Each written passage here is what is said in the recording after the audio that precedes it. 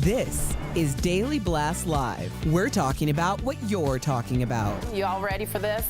Dun dun dun dun dun. This is a sham. No. Nope. Y'all, just stop. Hey. Welcome to DBL. It's Monday, October 4th. I'm Tori here with my good friends Jeff and Al. Talking about college football. Like college football bets this weekend. I was trying to jump in and be like, go sports, but it didn't work. So I apologize. I tried really hard. All right, fall is in the air. The leaves are changing colors. The holidays are right around the corner. So here's the question. Is it safe to plan to get together with friends and family this holiday season? Well, here's what Dr. Fauci said on Face the Nation. Take a look. We can gather for Christmas, or it's just too soon to tell? You know, Margaret, it's just too soon to tell. We've just got to concentrating on continuing to get those numbers down and not try to jump ahead by weeks or months and say what we're going to do at a particular time. Let's focus like a laser on continuing to get those cases down, and we can do it. I'm going to focus like a laser, just like he said. Speaking of which, a new survey found that 1 in 8 Americans plan on skipping handing out presents to their family or friends who do not agree with them about COVID-19 and vaccines. All right, let's talk family holidays. We're huge with family up here. When you heard him say too soon to tell, didn't your heart break? No, this is what happens. You know, this is, when you put a certain equation in, you're going to get the result that you did. We decided to kind of half open. We decided to kind of half mandate masks. We kind of half did it. And now we kind of have half answers in terms of what we're going to do for holidays. You're going to do it a little different than I will. Jeff will do it a little, because we have no real definitive plan. So this is exactly where I expected us to be. Yeah, but it does make me sad, right? Because I wanted to go home for the holidays. I haven't been back to Chicago in a while to see my extended family, right? And now do I want to do that and take the chance of going through the airport, crowded plane, crowded malls, go to Chicago? Or is it easier for my family? Do I want to burden them and say, come back out here? So for me, the family drama with getting the vaccine or Democrat, Republican, it never existed in my family. I don't know where all this came from. Till I started doing this show is the only time I was like, oh my God, people are crazy, And that's when I finally realized what America was fighting about. This never existed in my family. I'm like, never have I heard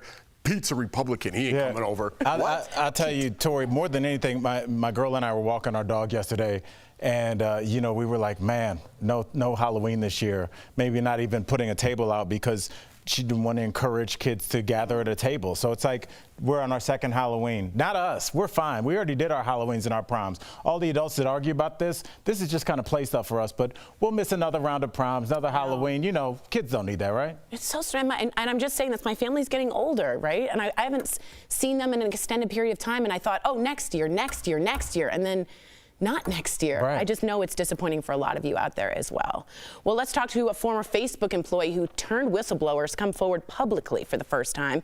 She's set to testify to Congress tomorrow. And last night on 60 Minutes, Frances Haugen accused the company, Facebook, of putting profits ahead of public safety. Take a look at this.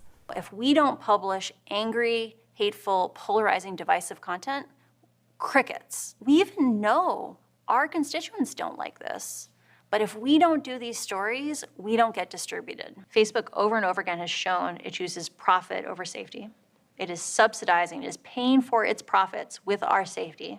I'm hoping that this will have had a big enough impact on the world that they get the fortitude and the motivation to actually go put those regulations into place. Wow. Facebook responded to the 60 Minutes report saying they continue to make improvements to tackle misinformation and harmful content. All right, so let's talk Facebook. Jeff, you've always been big on social media, a critique of it. What do you think hearing her come forward and saying a lot of what you said was happening? There's so many directions I could go with this, right? So where do I even start? Talk through it. Right? So, what responsibility do they have if it's a free society? Start there. Exactly. So let's start there. Yeah. Okay, I have a million different lanes I could go down. What is right to Facebook? So again, going back to Democrats and Republicans, a lot of media posted left-leaning things. That's just a fact, right? But if you're on the left, you say, that's not true. That's not true at all. I could hear Chris right now saying, that's not true. But it's true. It's true. The media is left. So if you're going to ban, this is where banning starts coming in. If you're going to ban things that the right say, you need to ban things that the left say as well. A lot of misinformation. What is misinformation? Depending on what side of the aisle you're on, you might think that's true. But once it happens against you, then you say, well, no. We got to get rid of that content. So I don't know where misinformation, that's going to be tough to put a finger on and say, this is wrong, we need to get it out of here, right? Right. I mean, well, when I saw the story, it made me think about you, Jeff, because it was talking about not even just misinformation, but anger.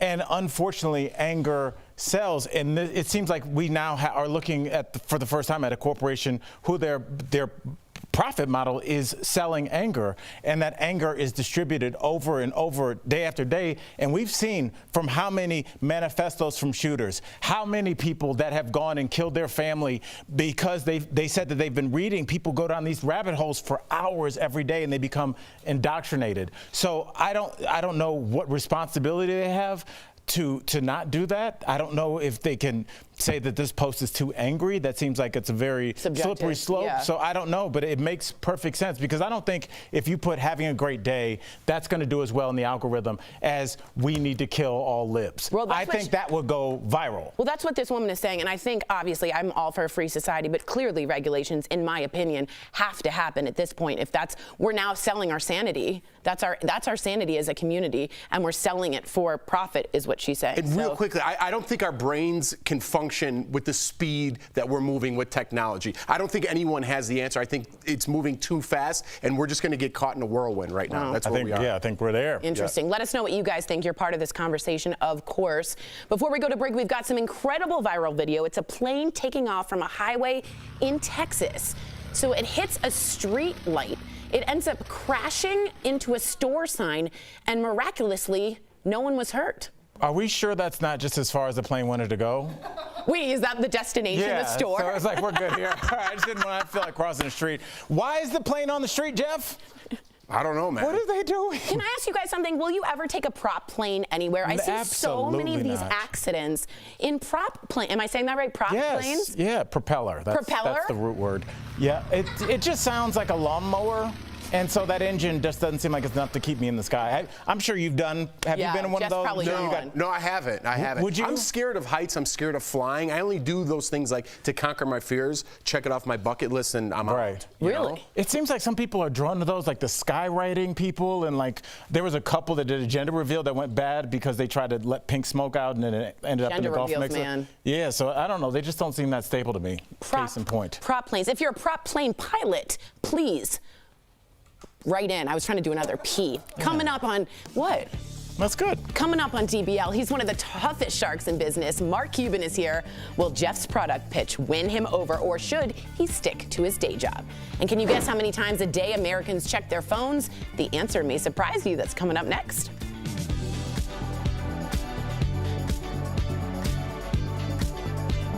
Closed captioning provided by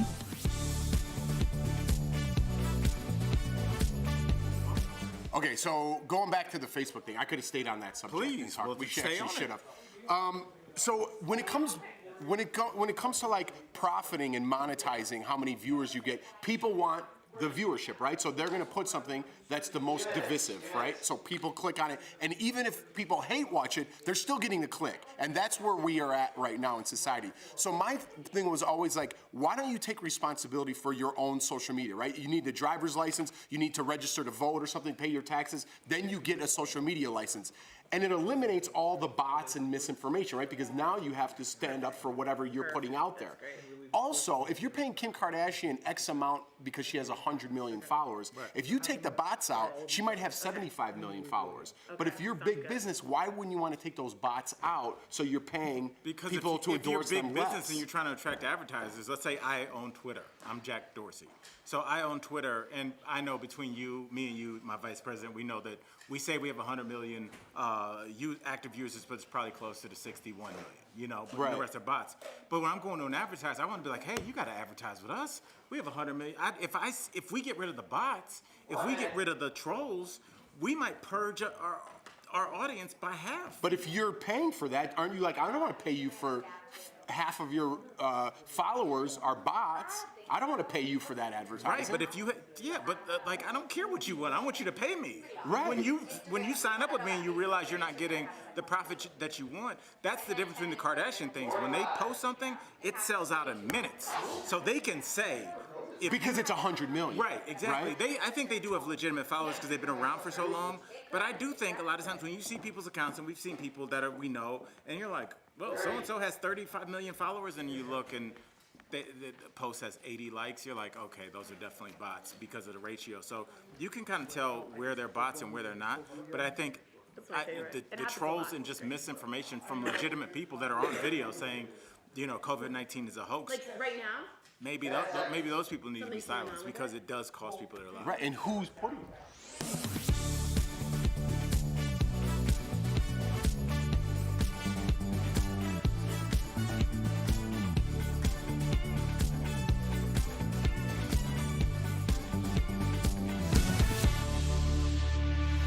Welcome back to DBL. And just to let you know, as of this moment, Facebook and Instagram are both not working.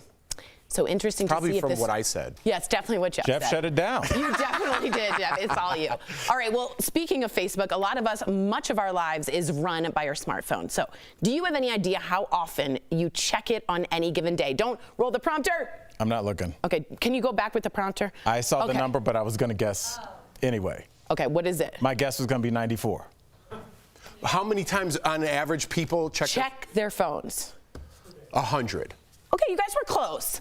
96 times, 96 times a day. That's nearly Did that surprise you? I thought it'd be more. That's once that. every 10 minutes. That's up 20% from research conducted just 2 years ago. What do you think about that? When you put a number to it, it's crazy. Yeah. And you put it in every 10 minutes. Yeah, I know. Right? It's football weekend. I probably check mine 500 times this weekend. Right. But other than that, I don't really look at my phone. I've made it a thing in my household to pay attention to my family and not go on the internet. I'm telling you, when you stop social media, you don't even know where your phone is when you're at home. It's so weird. How long did it take you to get over trying to check it? Like, if you left it somewhere, you did it deliberately, how often? Pretty quickly, because I wasn't liking, exactly going back to the story we just talked about, I don't like what I see on social media, right? I like seeing my friends. I like seeing people I can't catch up with because I'm out of the bubble of Chicago or LA and I'm in Denver. But some of the other things, the comments underneath, I just want to do without it. Yeah, it definitely brings you down. Because sometimes when you'll see something that's definitely aimed, what would always give me, Jeff, is when something is like really like a sweet post or something, their kids going the first day of school or something, and just somebody says something nasty and unnecessary, that kind of just, it was taking a lot of air out of my balloon, so I never used that phrase before in my life. The air out of the balloon. How old am I? And so like it really just, I kind of feel like, Jeff, I think people of our generation kind of tend to just stay away from it or go all in. Whereas it's surprising. I talk to my kids that are 12 and 13, and they're kind of like very savvy with it. They're like, oh, she's a troll. Anyway, and they just keep going. The reaction is they don't go, why would they post that? They're so bored with trolls where we are like, well, what else does that mean? They don't really look at it. So I think the next generation won't be as affected by negativity as we are. But does that make them numb? You know what I mean? I think it does. And I don't think that's necessarily true either, what he said. Because I think of the suicidal rates? Suicide rates are way up. It's directly connected to social media. So I think there's a discussion there to be had. But I would argue that suicide is more, and especially when it comes to our young women, since the invention of Barbie and before, women have been held to these impossible standards. Yeah, but the rates and are whether it was Facebook or a magazine cover where there's a woman on there that you knew you could never look like, I think it has been a constant attack on women's self-esteem that has gone on forever, and Facebook has just caught up and amplified it, definitely. You didn't want to look like G.I. Joe? Dude, we always knew that we didn't have to. You guys look just like G.I. Joe. All right, we've all heard of Hoarders. Have you seen me with my shirt off? But what's that? Have you seen me with my shirt off? I have seen you with your shirt off. You look fantastic. I feel like I look like a bouncer at Easter today. Okay, you don't look like a bouncer at Easter. Okay. All right, we've all heard of hoarders, but now there's a new form of hoarding, and it's digital.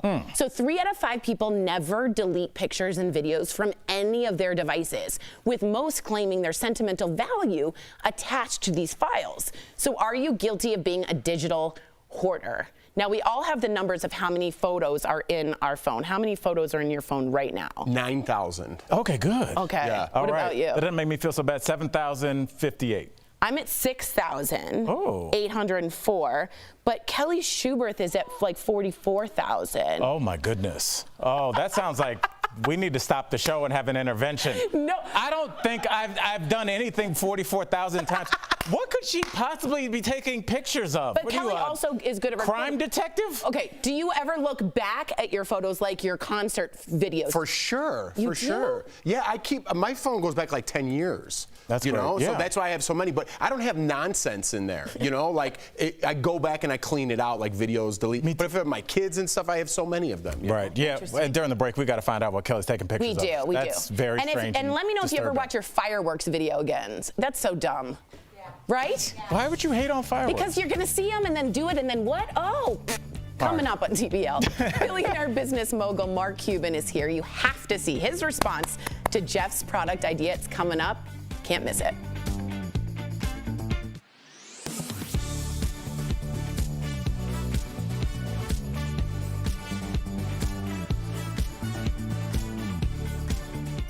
A viewer asked us if COVID-19 infections caused myocarditis in just young men and women. We took it to two doctors, an infectious diseases expert, Dr. William Schaffner at Vanderbilt University's School of Medicine, and a cardiologist from Kaiser Permanente Healthcare Systems, Dr. Sudeep Saha. To answer it, we started with, what is myocarditis? Myocarditis, otherwise known as inflammation of the heart. COVID infection can cause myocarditis. Both of our experts agreed. One of the complications from COVID-19 infections is myocarditis. But as to who it affects, it tends to affect younger adults and teenagers, and males more than females. I'm seeing it in adults too. I'm an adult cardiologist, and I'm seeing a fair number of patients in the hospital that have myocarditis as well due to COVID-19. So yes, COVID-19 infections can cause inflammation of the heart. And while it tends to happen to younger people, our experts say they're seeing it in adult cases as well.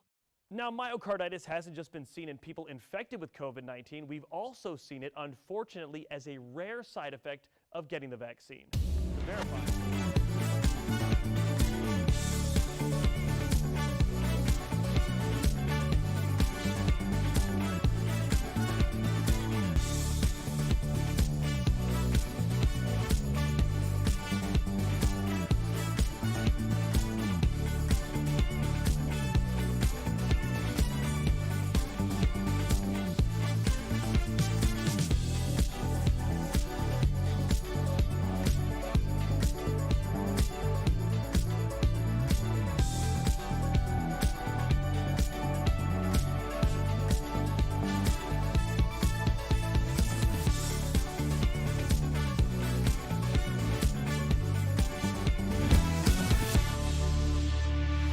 Welcome back to DBL. Think you got what it takes to swim with the sharks? Earlier, we talked with Mark Cuban about the new season of Shark Tank premiering this Friday, and I got a chance to pitch an idea of my own. You won't believe what he had to say on today's Chatting with the Stars.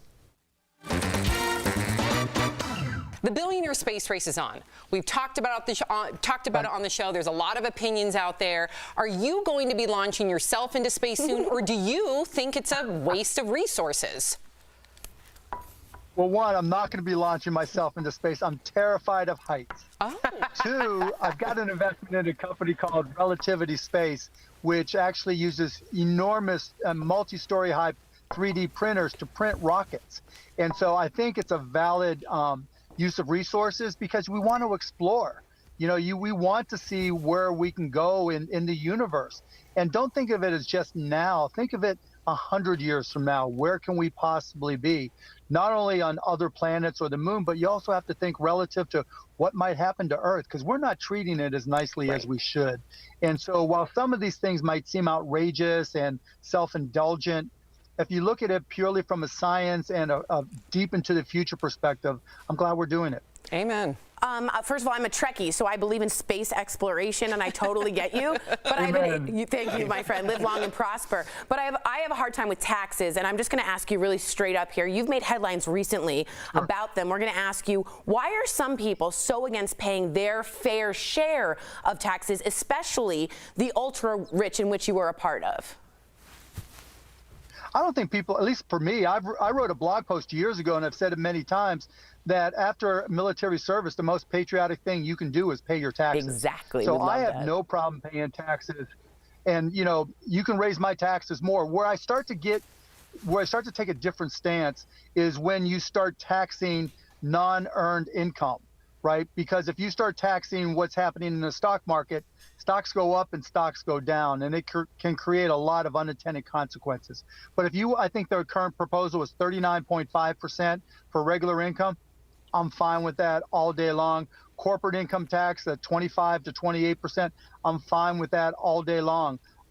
It's just when you get into non-earned income that I start to disagree with what's going on. Cuban.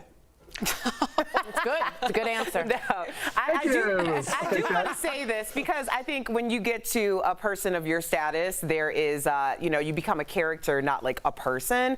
But I worked in the NBA arena for 5 years. You were a man that behind the scenes talked to everyone, was so pleasant. So I just want to throw that out there because we always say terrible things about people. So I just want to throw that out. But so tell us about the new season of Shark Tank, which premieres Friday, October 8th. What was the craziest pitch you heard? So many. But I'll tell you one that was just like incredible.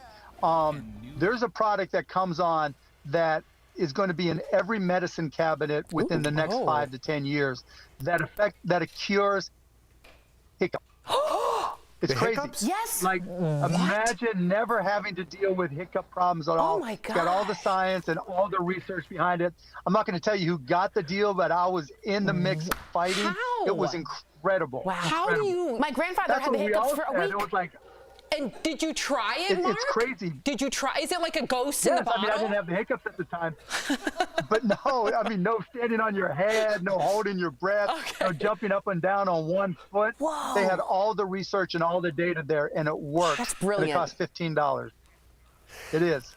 So, Mark, let's have some fun, okay? You ready? I have an elevator pitch for you. You probably never heard that before. You ready? Go for it, Jeff. All right. Never. Ketchup, mustard, salsa. What do they all have in common? Well, I'm going to tell you. They are delicious condiments that you can find anywhere, from grocery stores to stadiums, Mark. But what's missing? You talked about medicine cabinets. I'm going to tell you what's missing from the table. Big Jeff's Sardi Giardiniera. Yes! This mouth-watering symphony of pickled vegetables is one condiment you cannot live without, Mark. Once you try Sardi's Giardiniera, you'll understand why. You can put it on pasta, salads, hot dogs, sandwiches, even a Cuban. Giardiniera is a well-known staple in Chicago where over 1 million pounds are sold each year. But Mark, I want to take it national and make some money. So what do you say? How much you want to invest? Why are you already selling it? Get out there and sell it, Jeff. Mark, why aren't you selling it? Honestly, where do I start? Do I sell it at farmers markets? Do I do it online? Should I sell it through my social media? Where do I start? All of them? All the above. You take the path of least resistance. You figure out a way to make some jars. You take them to a farmer's market. You make some that you can sell online through your social media or a website that you create, and you see what the response is. I can't tell you how many companies that have come on Shark Tank that started in farmers markets and have grown to $5, $10, $15, $25 million or more in sales. And that is such a great opportunity, Jeff. Just, can it in your house to get started. Make those 100 jars, take it to the farmer's market, and if you sell them, and look at that, and just come on DBL and just pitch like a madman. Yes! So, how much are we talking here, Mark? So you're saying there's a chance? We got a bad connection, Jeff. What did you say? We got a hiccup. We got a hiccup. I got a cure for that. Mark, thank you so much buddy. for chatting with us. We really appreciate you. To our viewers, do not forget to catch the new season of Shark Tank on ABC, premiering Friday, October 8th. Thank you, Mark. Good to see you. Bye, Mark. Thanks, guys. Appreciate you having me on. Take care. Bye. We'll be right back. Promotional consideration is brought to you by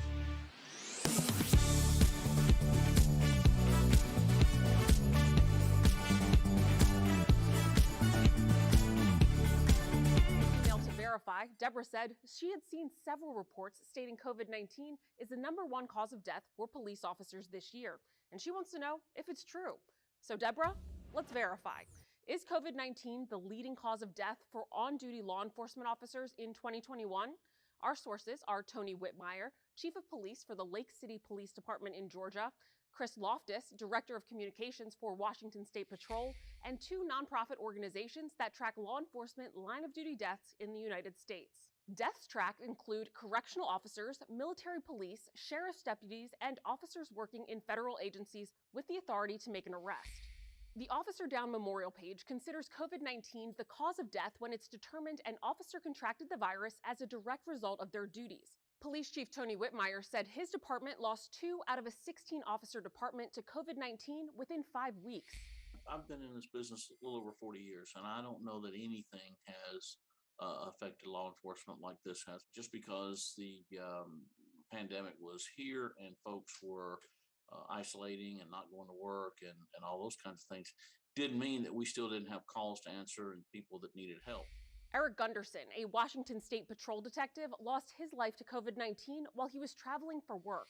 We cannot isolate ourselves. Our business is the people's business. Detective Gunderson's loss has just made it that much more real to us, because it's not just a statistic or a name on the news. It's a person we know. As of September 29th, there have been 316 line-of-duty deaths in 2021. Of those deaths, nearly 2/3 have been linked to officers contracting COVID-19 while on duty. So we can verify this as true. COVID-19 has been the leading cause of death for an on-duty law enforcement officer in 2021. And the virus was also the leading cause of death for police officers in 2020. With your Verify, I'm Ariane Till. Don't miss a day of DBL. Bold debates. Enough! Get real. Hot celebs. Happy 5th anniversary. That just sounded weird, actually. And all the laughs. Okay, I'm done with this. DBL is always all new every day.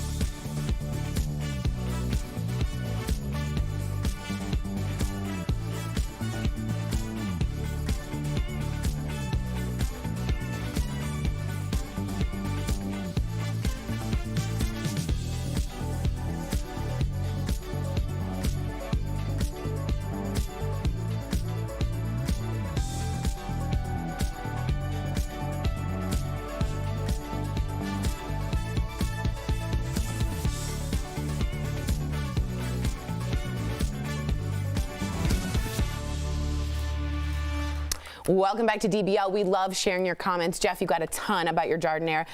Addison says, how about your face on the jar? Be the face. Be the face? My grandparents are the face. Oh. They're the ones who came over on a boat from Italy with my mom, so they could get a little credit too. Let's give them some credit. Yeah. Exactly. But we also love your face. DBL's new every day. We'll see you same time, same place. You love my face? Wow. I love your face. I had to ask.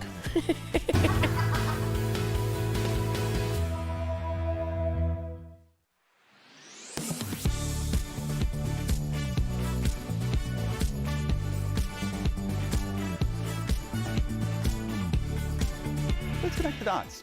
This is all part of the Postal Service's new standards. USPS says 61% of mail will not be impacted by these changes. So what does that mean? Single-piece mail, so things like letters and bills that are traveling within the same region will still arrive within those 2 days. The Postal Service estimates that if you're trying to mail something less than 900 miles away, it will still get there in about 3 days. Items traveling further distances will take longer, up to 5 days. This is because the Postal Service is now relying more on ground transportation and less on planes. Ultimately, yes, it means it's cheaper for them. It also means you need to plan ahead. Mail things early, especially as we head into the holiday season. And that is connecting the dots. Don't miss a day of DBL. I am here to receive said gift. Bold debates. Come on now. Enough! Get real. It blows my mind. Hot celebs. Happy 5th anniversary. Love a suit, by the way. Thank you. Seriously, Al, give her a break. That just sounded weird, actually. And all the laughs. Yes, Erica, feeling it. Okay, I'm done with this. I'm done. DBL is always all new every day.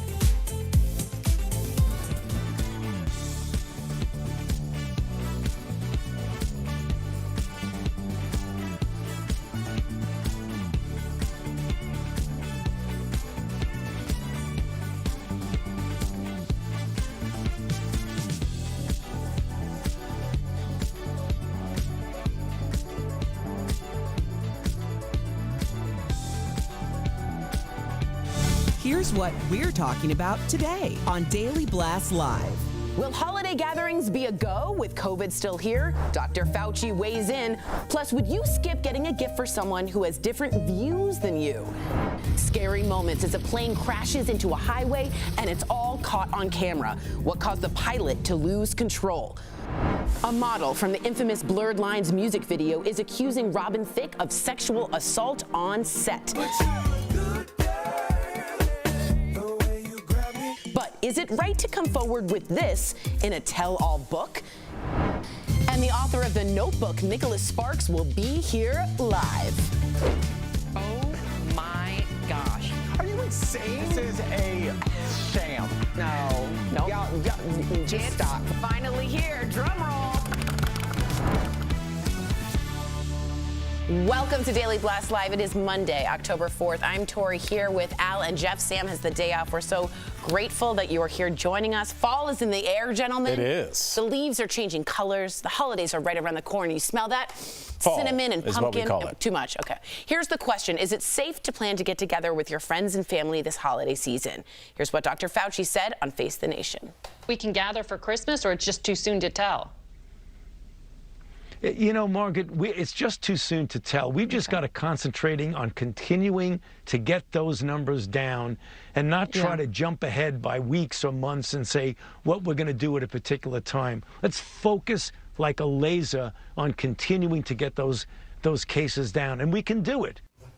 A laser. Speaking of which, a new survey found that 1 in 8 Americans plan on skipping handing out presents to their family or friends who don't agree with them about COVID-19 and vaccines. Is this fair? First off, big blow. I didn't expect Fauci. I didn't expect him to say too soon to tell. I was like really hoping. What did you expect him to say? I don't know. I guess I thought, and maybe I'm in denial. I wanted Hanukkah and Christmas with my family so bad because Zoom, Christmas, and Hanukkah meant very little to me. I didn't feel it. So I was really disappointed. Well, there's still hope. Yeah, big blow would have said, don't travel for the holidays. That's true. A big blow. Fair. He said it's too soon to tell. I don't know. Listen, I would love to go back to Chicago as well and see my family. I haven't been back there. My parents luckily got out here. But that's a lot to ask for them to say, hey, come back here. But I don't know if I want to drag my kids through the airport now. Traveling kind of makes me a little nervous in big crowds and things like that. But at least there's still a little hope. Like, don't be completely hopeless, you know. There might be a new, we don't know. We don't know. Right, and I mean, at least we sat in these seats 2 years ago, Jeff. Let's not forget. And we were like, there's no Thanksgiving. There's no discussion. Yeah, that's true. So there has been progress. I came in at Bummertown and you raised me to Happyville. Exactly. I don't know if we're in Happyville, but we're like on the way. Our GPS is kind of almost there. I think one of the things that we can do is, at least this is a situation unlike the airport, where you can control it. You can say, hey, I love you, Uncle, but like I need to see proof that you're vaccinated because my kids aren't. You can control that. Or you could say, Jordan and I, we don't really care. We trust you, and you're welcome to come. But you can at least control the environment in which you're in. This is not a thing in my family. Never has it been like, because I feel like when we talk about the vaccine, it's really kind of getting political at this point. Right. It's either a left or right thing. This has never been an issue in my house growing up, or nor is it now. Have you guys dealt with things like on the left side or the right side that you're like, no, just stay away? I'm kind of equating it myself, the vaccine to politics, but has this happened in your family? Yes. And we live in D.C., and it's just very divisive, and you either decide with your neighbor or your friend, and I'm thinking of specific people like my aunt, not like aunts, I'm just saying in general. I'm not saying your name. What's her address? All I'm saying is you decide you either aren't going to speak about it, and if they can't let that go, the relationship can end for right now. And it's very difficult to do. Yeah, I think just a little honesty and just be like, hey, we have 2 young kids here that aren't vaccinated. We respect your decision. We respect your decision to be vaccinated or not vaccinated, but if you're not vaccinated, I have to speak for my children in this situation. I'm not speaking for adults, so we're going to make a decision. Boundaries. Yeah, maybe next Christmas, hopefully. All right, I'm sure you guys have all heard about this. A former Facebook employee turned whistleblower has come forward publicly for the first time.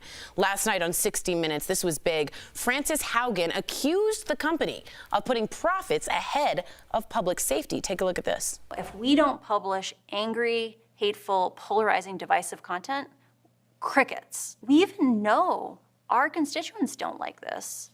But if we don't do these stories, we don't get distributed. Facebook over and over again has shown it chooses profit over safety. It is subsidizing, it is paying for its profits with our safety. I'm hoping that this will have had a big enough impact on the world that they get the fortitude and the motivation to actually go put those regulations into place. Facebook's responded to the 60 Minutes report saying they continue to make improvements to tackle misinformation and harmful content. As of this taping, we know that Facebook and Instagram, they are owned by the same company, are not working right now. We're trying to figure out why people are now reporting that that is true, but maybe this had a big bombshell moment for you. What do you think, Jeff?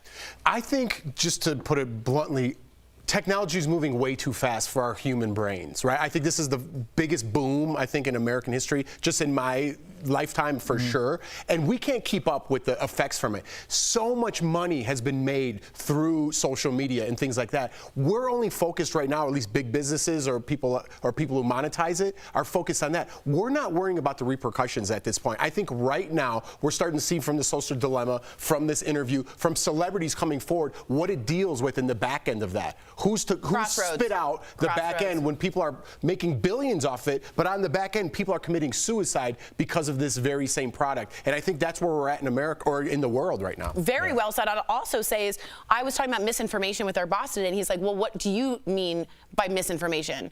And it's like, now misinformation doesn't even have a label that we can all agree on. Everybody has a different version of what misinformation is. Absolutely. And you know, it was a form of propaganda, but we heard over and over again, radical Islamic terrorists. These people have been radicalized. They've been indoctrinated since they were young to believe this certain thing, and now that's why they're suicide bombers. Well, I don't think that people ever stop to think like that can happen to anybody, including Americans. And if you are a person that is online for 6 to 8 hours a day, reading and being told the same thing, they're coming for your kids, Jeff. They're coming for your job, Tori. They're going to rape your daughter, Jeff. You hear that for 5 years? Well, here come the shootings in Walmart. Here come the shootings in churches. Here come the shootings of politicians, the angry mobs outside. January 6th? January 6th. People were like, we did it, we. But when it was time to get arrested, where were we? It wasn't. They realized very quickly it was just them. No different than those people that became suicide bombers. They realized that the people at the top telling them to do these things are never on the ground. Interesting. Good discussion. Let us know what you guys think about all this.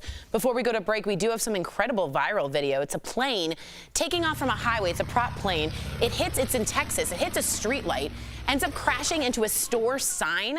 Miraculously, no one was hurt. I talked to our audio director, Steve, and he said those type of planes need a certain amount of speed, and it hit the light and it held the speed down, so the engine went down. Well, that's how aerodynamics work. Yeah. That's it. Jeff, I'm flying and you hit a pole, not good for the plane. Let me write that down. Thanks, Steve.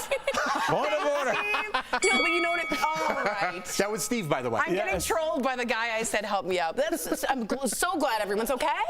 Yeah, I mean, that's strange. It didn't seem like he had if he's on a street, he should have backed up a little bit. Yeah. He didn't look like he had a lot of takeoff speed, and it seems like he's in the middle of this. It also seems like a strange time and place to do that. I thought we called those runways and landing strips. But interesting. Who was flying that? Harrison Ford? Good one. Yeah, right. Oh, amazing. All right, coming up on DBL. Joan Collins and Emily Ratajkowski are the latest to release tell-all books, but are they the right place to drop bombshell allegations?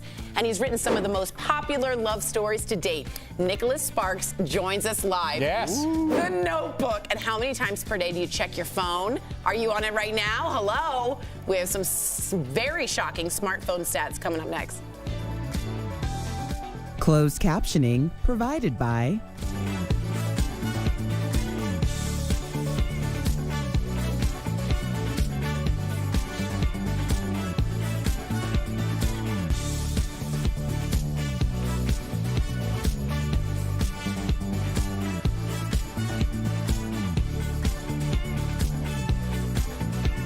Commercial that we watch, and Al goes, why is she wearing 2 ties? And it's on a lot.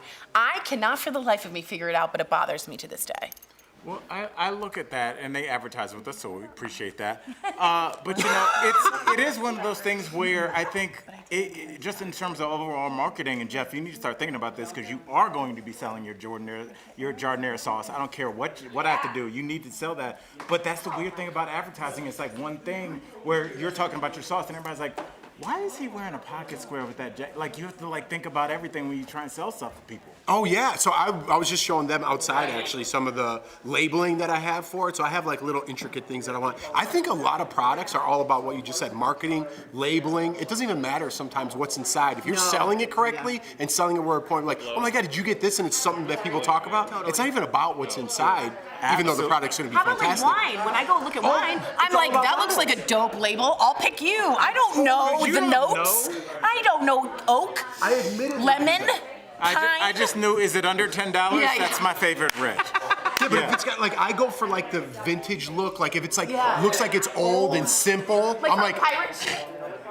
yeah, I'm like, they know what they're doing. Indiana Jones. I don't He was like a carpenter. He didn't have gold. Remember, he picks this simple. See, I like old school with my whiskey labels. I like new school with my wine labels. But you like all the bells and whistles? See, I don't like that. Some girls like it when it's called like cake topping. You know what I'm talking about? Skinny girl. Skinny or cupcake. I'm like, honey, don't mix my dessert with my wine. That skinny girl sold Skinny girl, billions. and that font that she used, just like you were saying, that graphic.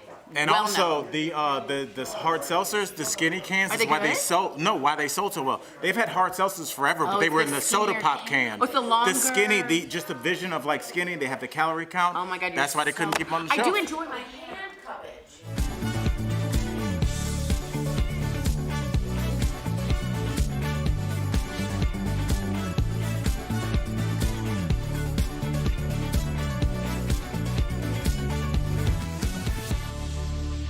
New product alert. You put the three of us together and it's a mess, I tell you. Welcome back to DBL. For a lot of us, so much of our daily life is run by this, our smartphone. But do you have any idea? You could have just said it. We didn't need to know. I know you were going to say that. I knew it.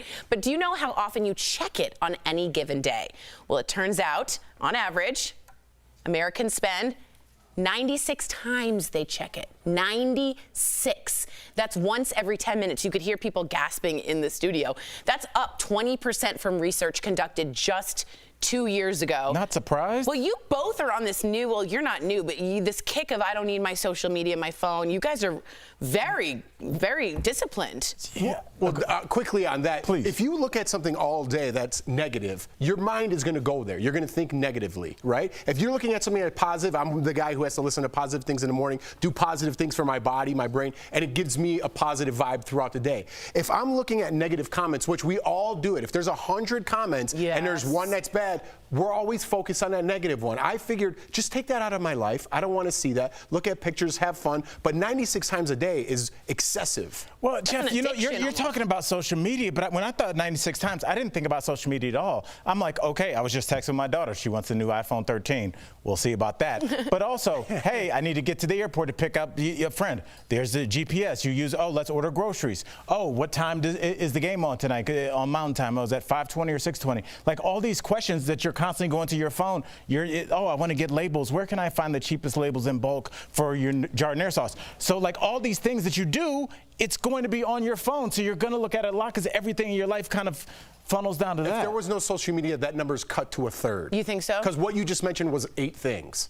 Right. Now you have to do it 90 more times. But you're gonna lose that time. Remember like when you used to get lost going places? Like remember that? When I used to bet Jeff, it's the house on the left. There's a red car in the driveway. Remember like finding houses? Remember maps? Yes. Not good for me. I don't even know what street I live on. People are like, do I go west? I'm like, I don't know. What are you? Put it in your thing. What are you, a sea captain? Go west. I don't know what you're talking about. All right, coming up on DBL. Well, there are mountains that are west. You guys were just joking, and then I come in. If you have to turn left on a street, I don't even know what street. People are like, are you next to that highway? I'm like, I don't know. I'm near the highway near TJ Maxx. That's how I just go by that. Good to know. Well, Nicholas Sparks is here live. Are his best-selling stories really based on his own life? Our interview, hello, sir, is just 2 minutes away. Can't wait to speak with you. Nice bookshelf. I know.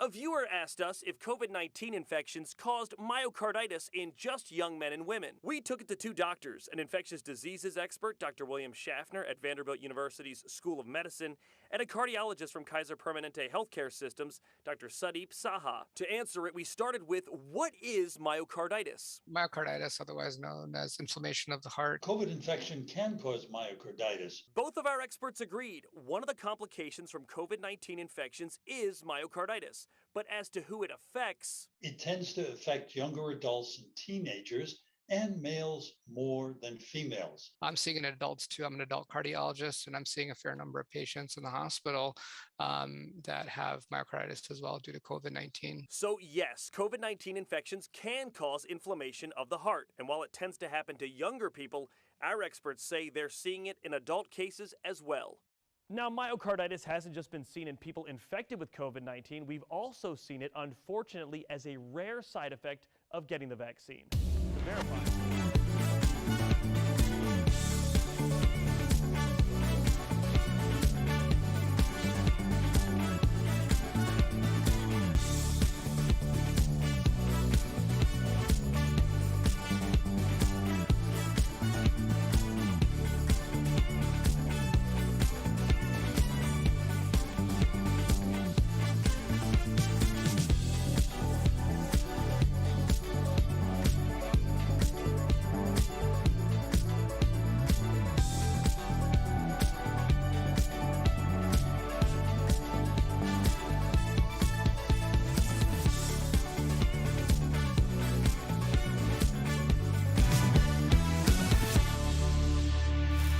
Welcome back to DBL. He has written some of the most iconic love stories of our time. Is it me?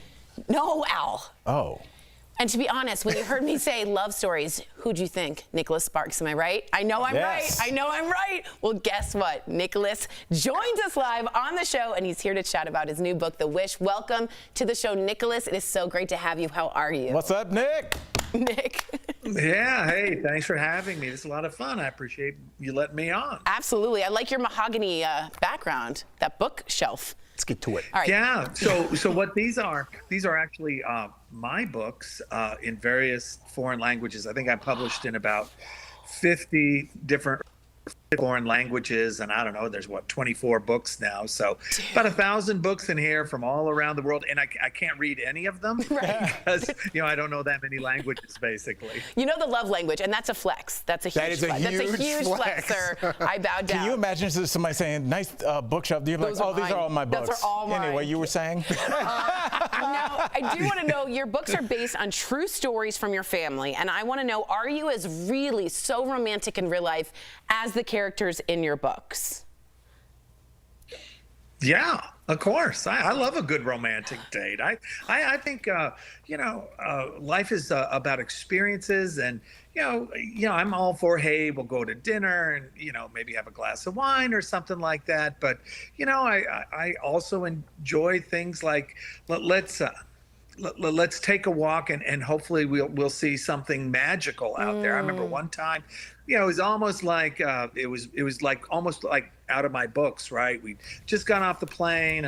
We end up on this little island, and we're so tired. We say, no, but let's walk and let's go get some time. Let's go get some fresh air. And as we're walking, suddenly down the beach, the whole island, there's nest after nest of baby turtles hatching, right? Which of course is like right out of the last song, one of the novels I wrote. And over there, over the horizon, there's a rainbow. And yeah, it's nothing that planned, but there was definitely magic and romance in that moment. And of course, we try to do romantic gestures as well. Cute. This guy's writing a novel as we're talking right now. I'm so into it. He's amazing. So let's stay on romance. People love that. Should the man or the woman take the lead on romantic gestures? You wrote The Notebook back in '96. Times have changed. Things have evolved. Has your writing as well? Interesting. Sure. Okay, a couple questions there, right? Yeah, my writing has evolved, I think, right? All right, we have some technical difficulties. I think he was about to ask me to star in his next movie, and he fell out. He fell out. So hopefully we'll get him back. I get that part. I mean, but it just, as he was talking, you know, my first thought was he was a man that seems like early on in his life he decided to steer into being emotional, especially in 1997. Men didn't do that. We're gruff and we don't cry and we don't hug our kids and they stiff upper lip. And you look at how happy and how evolved he was, as opposed to a lot of men that unfortunately, because of how they were socialized, didn't get a chance to do that, didn't get a chance to say, hey man, I'm sad today and I don't know why. I agree. Let's I like take how a walk. sensitive he is. We do have him back. Don't be sensitive that I cut you off. Thank you for coming back. Please answer Jeff's question. We apologize. Yeah, okay, so you'd like to think your writing has improved, right? I've been doing it for a long time, but I will say this, though. It's just as hard to write a book now as it was way back then. I don't know.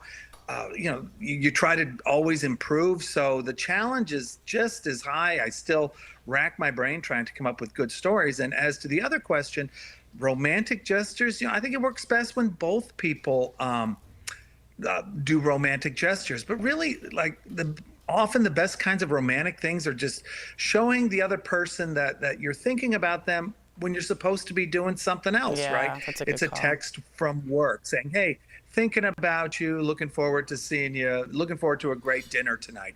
It's things like that, and I think... Oh. Hang in there, hang in there. This is like a movie you don't I want to know, when we get him back, does he really believe that stuff? I think so. I think so. And when you write such... Like hold hands at dinner? Come on. Look, a lot of people are old school, and I will say that my parents have been married 50 plus years. Your parents have been married 50 plus. And your parents were married for a long time? About 7 years. Oh, okay. Yeah, That didn't work out. You should have done me first. Yeah, my bad. Yeah. I'm just simply saying old school romance, I think, is classic and will never ever die. And when you write something like, for instance, The Notebook, and he's like, it's not over. It still isn't over. That hits on every level, every language, as you saw, everywhere, every age. Yeah, but I mean, listen, I love my wife. Do we have him back? He's back. Let's yeah.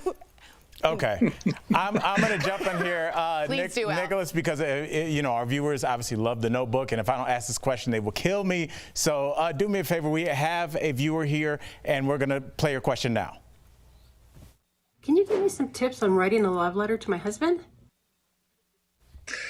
Yeah, I can. Okay, the best way to write a love letter is to set the scene. Where are you? I'm in the kitchen, you know, at a table. You know, the sun is going down, the sun is coming up. There's a cup of coffee beside me, a glass of wine beside me.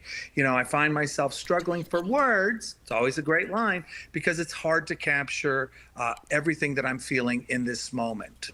Okay, there's a wonderful opening first paragraph, and then you go on. You had say, when me. I close my eyes, when I close my eyes, and then go into some very specific memories that you share, just the two of you.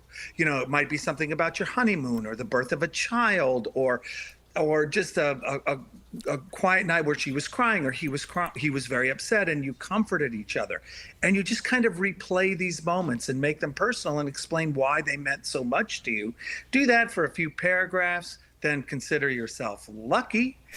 Tell them why you're lucky. Thank them for being with you, and then that is one heck of a love letter. Bravo, sir.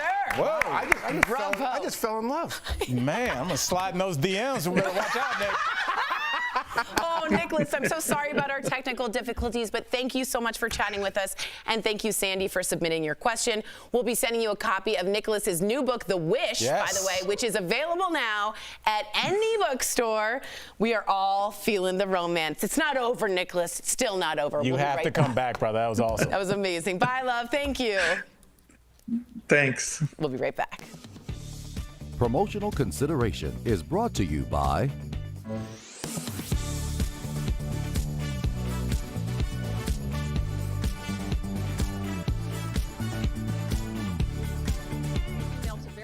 Deborah said she had seen several reports stating COVID-19 is the #1 cause of death for police officers this year, and she wants to know if it's true. So Deborah, let's verify. Is COVID-19 the leading cause of death for on-duty law enforcement officers in 2021? Our sources are Tony Whitmire, Chief of Police for the Lake City Police Department in Georgia, Chris Loftus, Director of Communications for Washington State Patrol, and 2 nonprofit organizations that track law enforcement line-of-duty deaths in the United States. Deaths tracked include correctional officers, military police, sheriff's deputies, and officers working in federal agencies with the authority to make an arrest. The Officer Down Memorial page considers COVID-19 the cause of death when it's determined an officer contracted the virus as a direct result of their duties. Police Chief Tony Whitmire said his department lost 2 out of a 16-officer department to COVID-19 within 5 weeks. I've been in this business a little over 40 years, and I don't know that anything has affected law enforcement like this has. Just because the pandemic was here and folks were isolating and not going to work and all those kinds of things, didn't mean that we still didn't have calls to answer and people that needed help. Eric Gunderson, a Washington State Patrol detective, lost his life to COVID-19 while he was traveling for work. We cannot isolate ourselves. Our business is the people's business. Detective Gunderson's loss has just made it that much more real to us because it's not just a statistic or a name on the news. It's a person we know. As of September 29th, there have been 316 line-of-duty deaths in 2021. Of those deaths, nearly 2/3 have been linked to officers contracting COVID-19 while on duty. So we can verify this as true. COVID-19 has been the leading cause of death for an on-duty law enforcement officer in 2021. And the virus was also the leading cause of death for police officers in 2020. With your Verify, I'm Ariane Till. Don't miss a day of DBL. Bold debates. Enough. Get real. Hot celebs. Happy 5th anniversary. That just sounded weird, actually. And all the laughs. Okay, I'm done with this. DBL is always all new every day.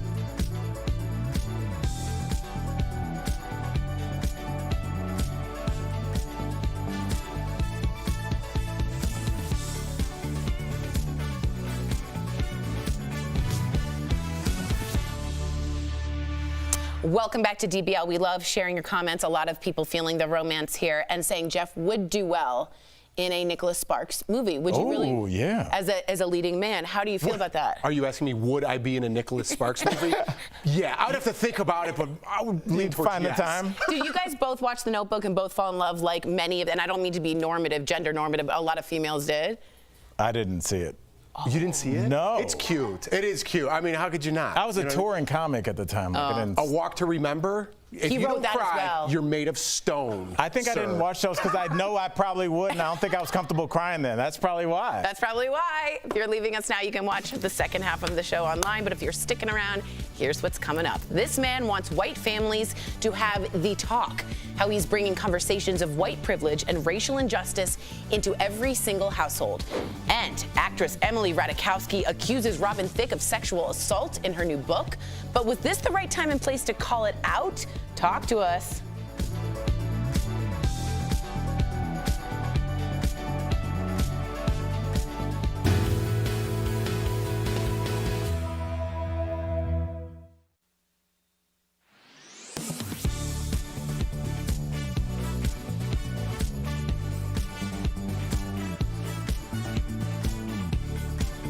Let's connect the dots. This is all part of the Postal Service's new standards. USPS says 61% of mail will not be impacted by these changes. So what does that mean? Single-piece mail, so things like letters and bills that are traveling within the same region will still arrive within those 2 days.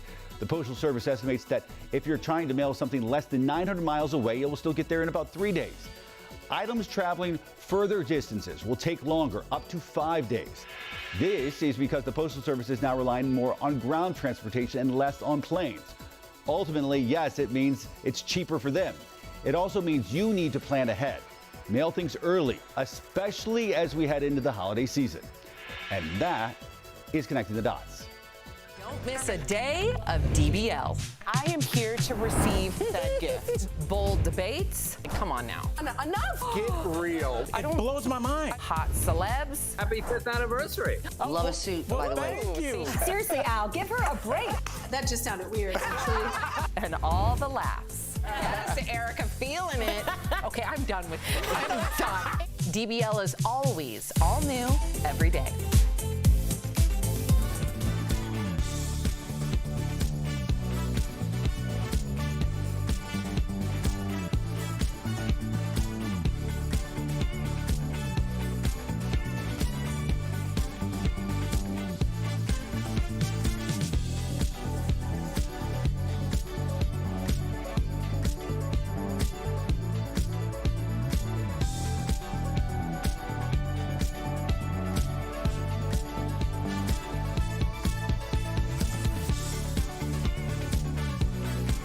This is Daily Blast Live. We're talking about what you're talking about. Oh my gosh. Are you insane? This is a sham. No. Nope. Y'all, just stop. Finally here. Drum roll. Woohoo! Welcome to Daily Blast Live. I'm Tori here with Jeff and Al. I was continuing the drum roll. Yeah, I mean, the live version as well. That's exactly right.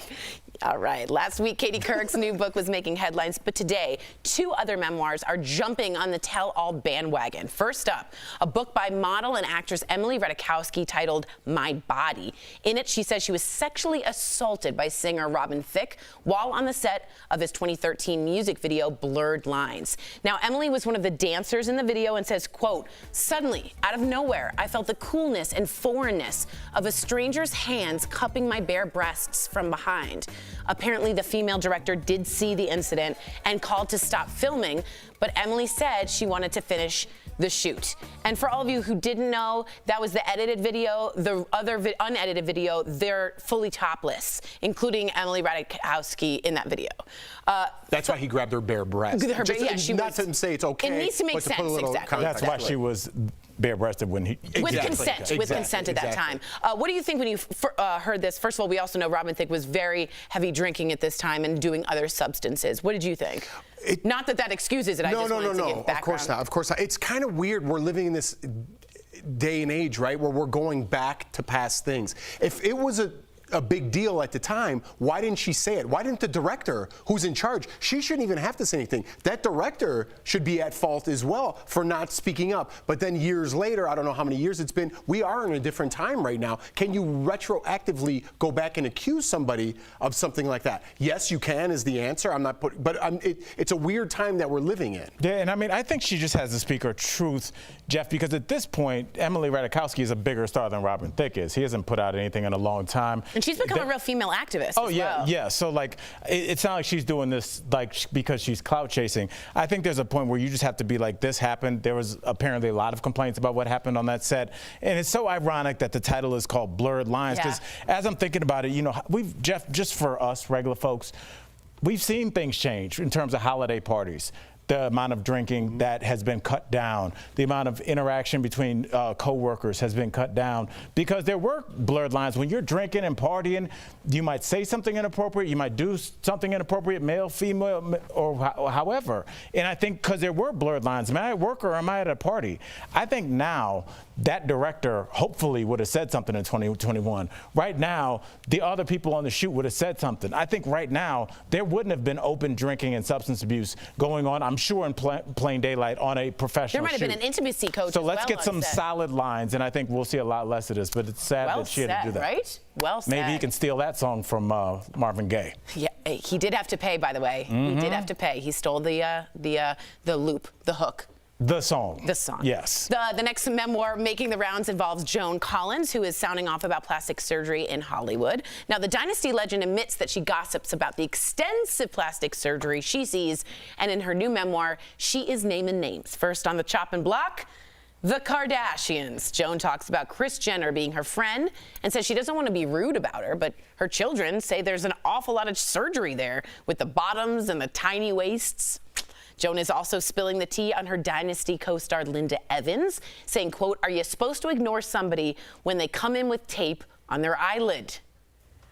So another tell-all spilling the tea thing. This is sort of not that new in Hollywood, but feels like a lot is coming out now. Why? What do you think about it? Do we respect this? No, I don't. Okay. I'm not for tell-all books, right? So I don't know. Joan Collins apparently says she didn't have any work done. Maybe that's why she's calling other people out.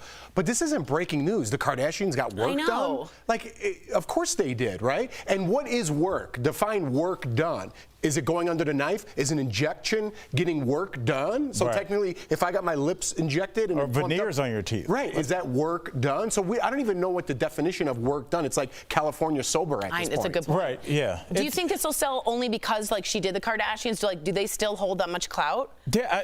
I don't know. I think a lot of people still want to hear the tea be spilled, but I wonder, like, how would we be looking at this if this was a man talking about women's bodies like this? And when we start talking about women's bodies and how that they are policed and how that they are judged and how that leads to young girls and teen suicide, which you speak out against a lot, half of it is women, maybe even more, in terms of just like we've seen very famous female celebrities slide in people's DMs and say some really nasty things. So, I wonder if we don't treat this the same way we would if like a pro athlete or a famous prominent male figure would have said it, are we never going to figure out the problem? Because half of the problem, unfortunately, is women. But it's a problem, half of the whole. Nice. What do you think as a woman? I think that tell-alls have been since the beginning of Hollywood. I think that always happens, and the Kardashians always sell, and she's doing what makes her relevant again. So good for her. Will I read it? No. Simple answer. Yeah, good answer. Huh? All right, well, they can't all be box office gold. Will Smith is calling out the worst movie he ever made. But before we reveal the answer, which one do you think it is? Ooh, Will Smith. I think Let's go around the horn, you guys. What do you Let's go say? around the horn. Oh, I already know the answer. What do you say? I was going to say Hancock. I don't know the answer. No, it's a good movie. I liked it, but it's the first one in my head. Is it Bagger Vance? Oh, Bagger Vance, that was bad. The Legend of Bagger Vance. I, Robot. All right, the answer is... Take a look. Before there was a Secret Service, there was West. Jim West. Someone goes, really? There you have it, Wild Wild West. The actor recently told GQ magazine that Wild Wild West is a thorn in his side. He doesn't like seeing himself in chaps. Time actually named that movie one of the biggest flops in box office history. Real quick, what's your worst favorite movie? It's not my favorite. The Happening. It's an M. Night Shyamalan video where like the air makes people start killing themselves, and it's the worst movie of all time. Like Mark Wahlberg is supposed to be a science teacher. It is, and the acting, it was just line readings. Like you could just tell everybody's just calling their account. Like, did the check clear? It was embarrassing. Oh my God. How about you, Tori? Mine is by far Cats. Oh, Cats that's is a good terrible, one. and everything bad in this world started after James Corden wore a tail. Everything's bad. I also don't like Nell. I thought that was a really weird movie. Yeah. Not good. Jeff, what are you Jeffrey? saying? It's not that the movie was bad. The Irishman. I was expecting so much more. A lot of they build-up. pumped it up so big. It was way too long. There's a scene in there where Robert De Niro, they flash back and make him young, but he's really like 70-something. Yes. And he has to beat up this guy and kick him, and he can't even move his leg. That was the most embarrassing. They could have edited that part out. I was like, what are you doing, guy? I saw that kick, and it was before I even saw people talking about the internet. I was like, they should have deleted that. Should have deleted that. It looked, The kick to end all kicks. It was just that scene. It was 7-year-old kicking something, which isn't bad. It's just not believable. Not believable. But it was Scorsese, that cash. And they had that good technology. And overall, it was a good movie. Right. They pumped it up so much that I was a little disappointed. Interesting. All right. Coming up on DBL, she's an actress, singer, model, and former boxer. Nina Bergman joins us live to give us a look at her new movie, Hell Hath No Fury. And Brandon Kiley is bringing white privilege into focus, how he believes every family can have the talk to fight for racial equality. Closed captioning provided by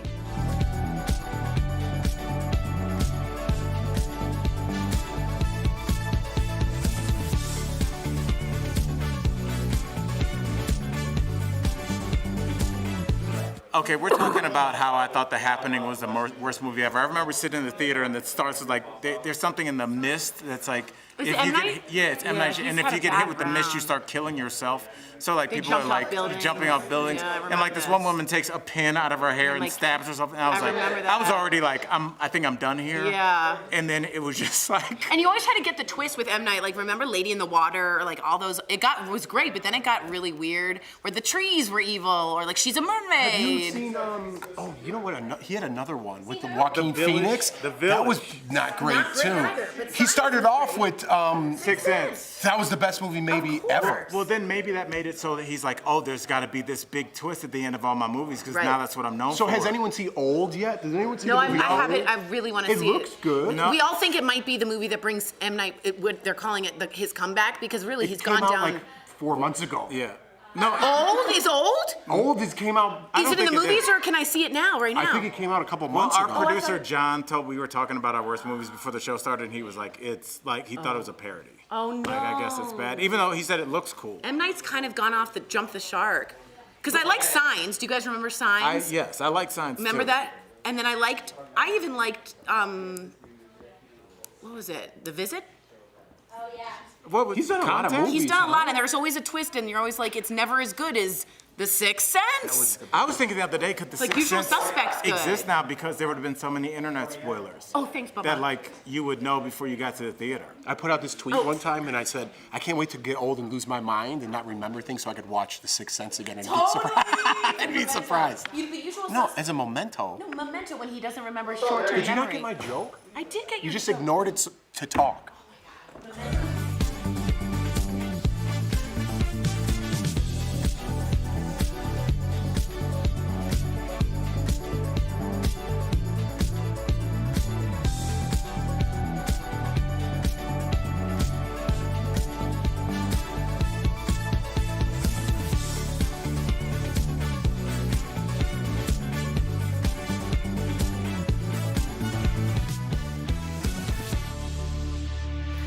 Welcome back to DBL. When it comes to parenting, many Americans consider the talk to be about the birds and the bees. But for many families of color, it's a sobering conversation about the threat of racism.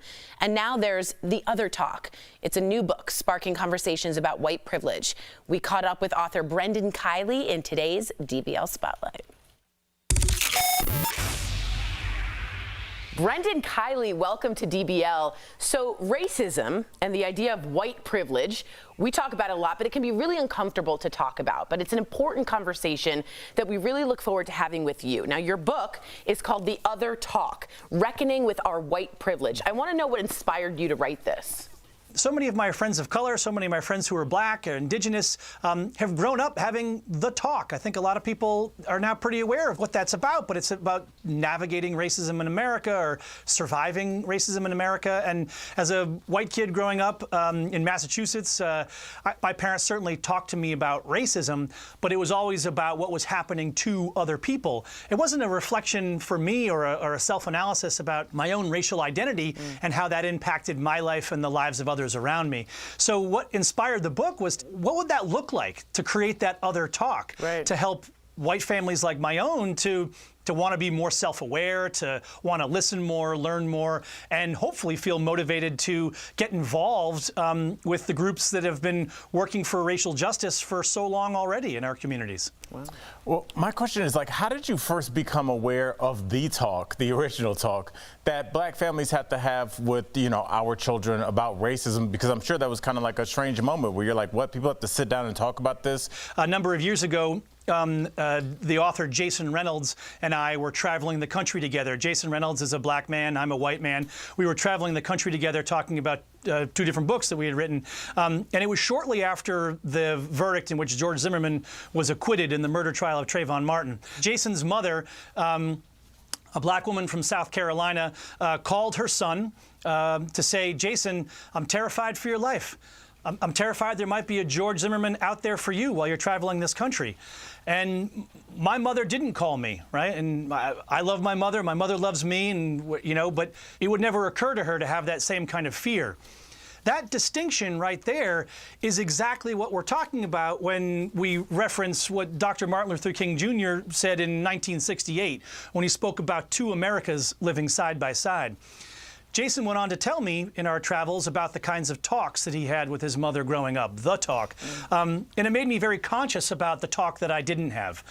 Brendan, I certainly appreciate that. What is the conversation that you feel that white families should be having about race and privilege? The talk about how I wasn't made to reflect on what was my America in that scenario of two Americas. What was it like for me to interact with the world with the advantages that come with, as we call it, white privilege? That's stuff for me to wrestle with and for me to be aware of and to have a language to describe so that if I want to help participate in all the action that's out there to try to help make the world fairer and more just, I need the language to talk about what my role is in that and what my life is like in the context of all of this. If I had the language for that, I might have been able to do more and participate more in breaking that down, even at a younger age. So for me, that's the model for the other talk, is that families, I don't claim to be an expert, I claim to be a fallible human being. And I think by sharing very honestly, moments from my own life where I wish I had known more, that's what I can do with my own son. So important. All right, Brendan, thank you so much for joining us. DBL Nation, I'm looking straight at you right now. Pick up a copy of this book. It's The Other Talk, Reckoning with Our White Privilege, where all books are sold, or visit simonandschuster.com. Thank you for giving us the language. We'll be right back. Thanks, Brendan. Thanks, Brendan. Thank you so much. Thank you.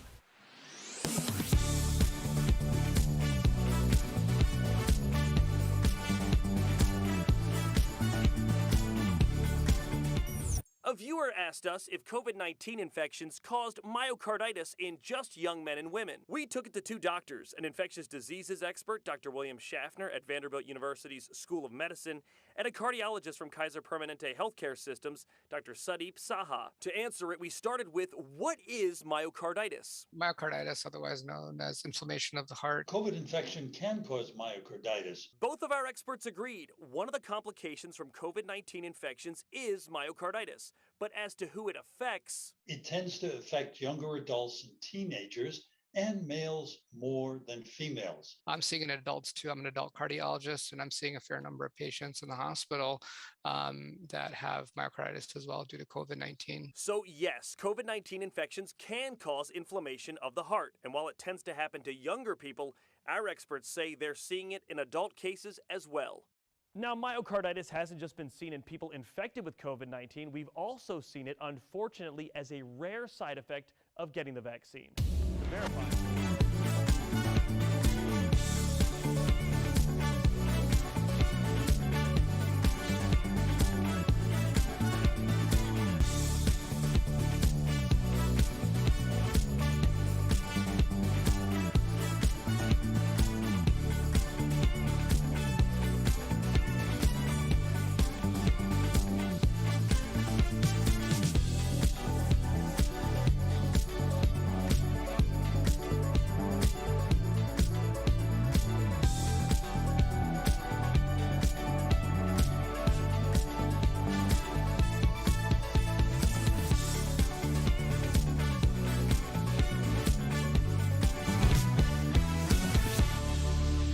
Maybe we put down these guns. We all get a little piece of that gold.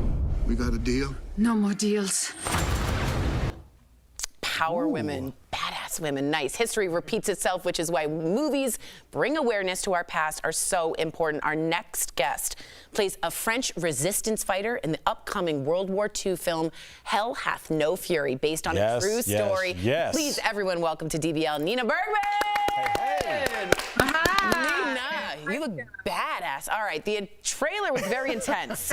Was it as intense on set as it was that we saw in the trailer? Is it that intense on set? Well, it was that intense, but not as actiony and guns and stuff. You know, it's intense because it's about, you know, it's based on a true story about a resistance fighter who, back in those days, they were the unsung heroes. And a lot of those women would go and date Nazi officers to gather information. And my character did that. She dated the SS officer who killed my parents. And and fell in love with him. Wow. Ooh. And then we saw Yeah. And then we saw what we saw. So I think and then things happened. and then it gets real. Okay. Yeah. So besides acting, you wear many hats, right? Your band actually toured with Meatloaf back in the day. Hell yeah. A lot of fans of Meatloaf up here. Tori's one of them. Yeah. Any Meatloaf stories from the road? Yeah, I mean, that was when I first started, and he took me under his wing. He normally has Pearl, his daughter, out on the road with him, but he gave me a chance, so it was my first big tour. And, he was one of those artists that would, he works harder than anyone. He travels with a gym on his bus. He has wardrobes.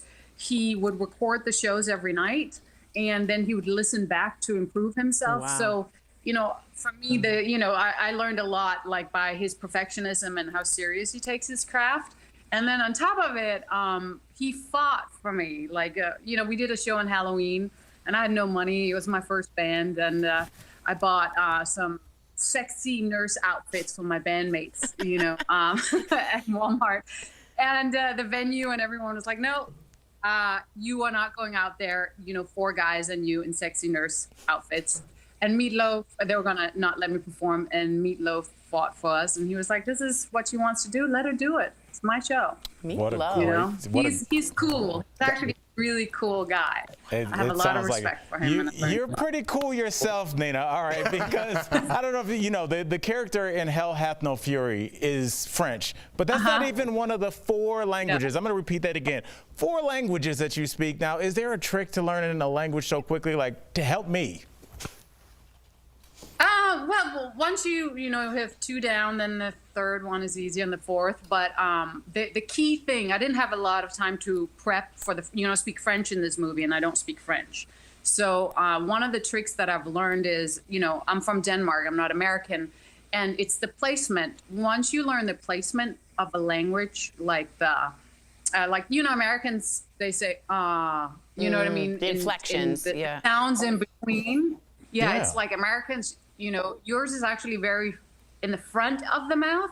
So whenever I have to play an American, I would take like a cork from my wine bottle, I put it in my mouth, and then I would practice all my lines, because you guys move your lips and your R's, and your sound is very forward.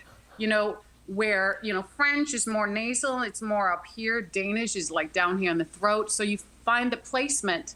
And once you have the placement, then I think that's the biggest part. Oh my Then you can kind of wing it. Interesting. That is fascinating, the cork. And I need to know really quickly, what are the 4 languages she speaks? Please. Just Danish, Russian, Norwegian, and American. Just those. Oh, so we're the same. You're not. Yeah. Now, you're not. He knows nothing. Before you were an actress, this is a crazy story too. You were a ballerina and a boxer. So did these sports help you in playing action-packed roles? And I imagine a lot of football players actually practice ballet for the footwork. Am I right?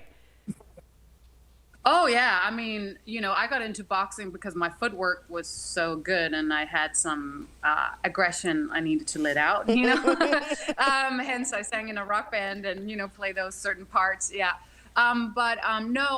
Ballet really helped, especially with, this particular character, because it's in the 1930s, and the women, they sit differently, they move their hands differently, the gestures, back then were different. The way she walks, the transitions, the way she moves, and I believe, art is all about the transitions. So the choreography really helped me as an actor, when they tell you 10 things, go here, pick up this, look over your left shoulder, do that, move your arm here, but don't block the camera. You know what I mean? It's a little bit like that. And it's doing all those at once. Amazing. Thank you so much for joining DBL, Nina. That's amazing that all that choreography goes into it. Don't miss Hell Hath No Fury, opening November 5th. Is it amazing? It's amazing. I want to say amazing in 18 languages, but I just say amazing. We'll be right back. Thank you, my love. Thank you. Promotional consideration is brought to you by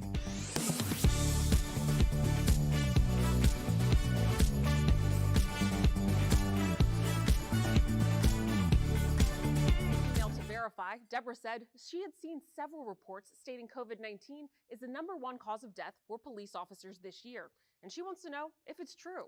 So Deborah, let's verify.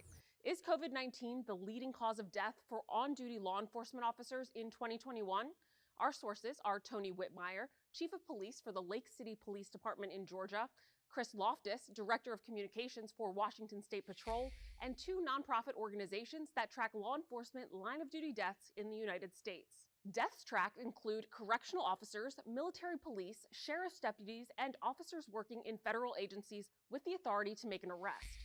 The Officer Down Memorial page considers COVID-19 the cause of death when it's determined an officer contracted the virus as a direct result of their duties. Police Chief Tony Whitmire said his department lost 2 out of a 16-officer department to COVID-19 within 5 weeks. I've been in this business a little over 40 years, and I don't know that anything has affected law enforcement like this has. Just because the pandemic was here and folks were isolating and not going to work and all those kinds of things, didn't mean that we still didn't have calls to answer and people that needed help. Eric Gunderson, a Washington State Patrol detective, lost his life to COVID-19 while he was traveling for work.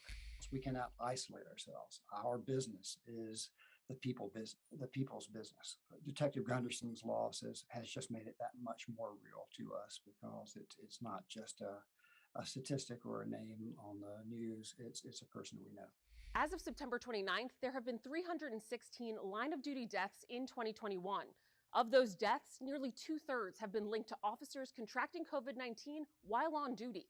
So we can verify this as true. COVID-19 has been the leading cause of death for an on-duty law enforcement officer in 2021. And the virus was also the leading cause of death for police officers in 2020. With your Verify, I'm Ariane Till. Don't miss a day of DBL. Bold debates. Enough! Get real. Hot celebs. Happy 5th anniversary. That just sounded weird, actually. And all the laughs. Okay, I'm done with this. DBL is always all new every day.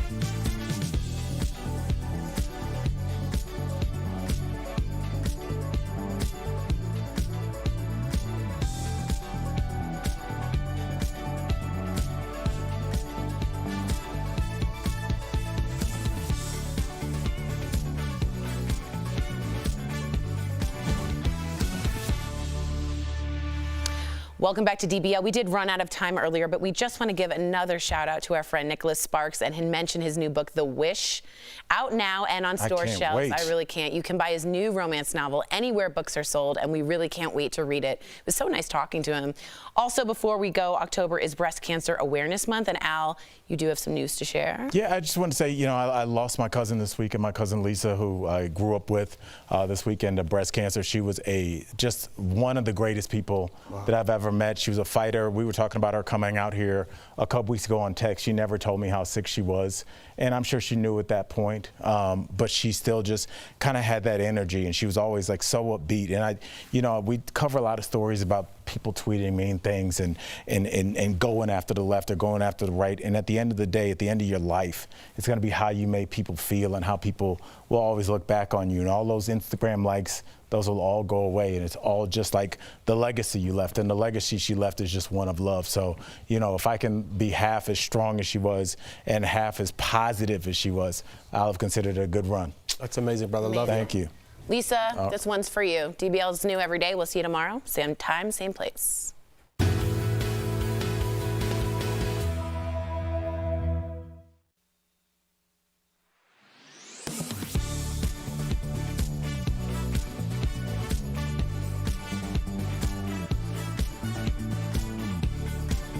Let's connect the dots.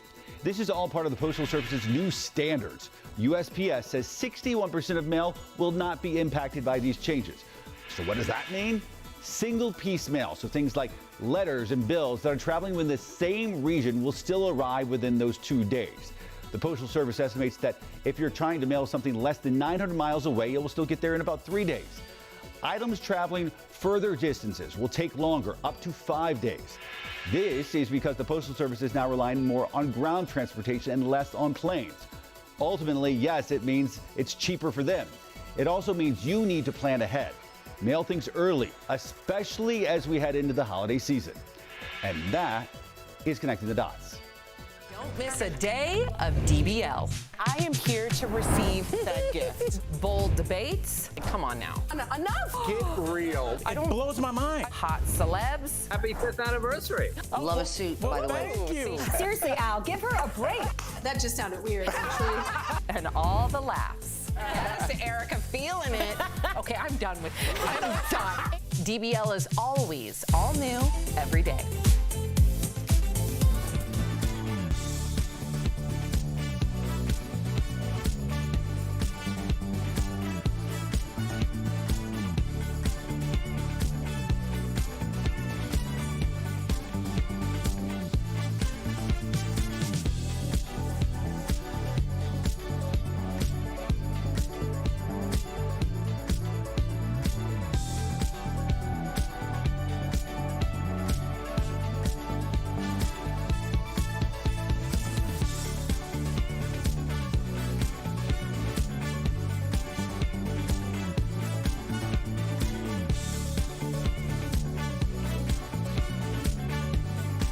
We're talking about today on Daily Blast Live. Will holiday gatherings be a go with COVID still here? Dr. Fauci weighs in. Plus, would you skip getting a gift for someone who has different views than you?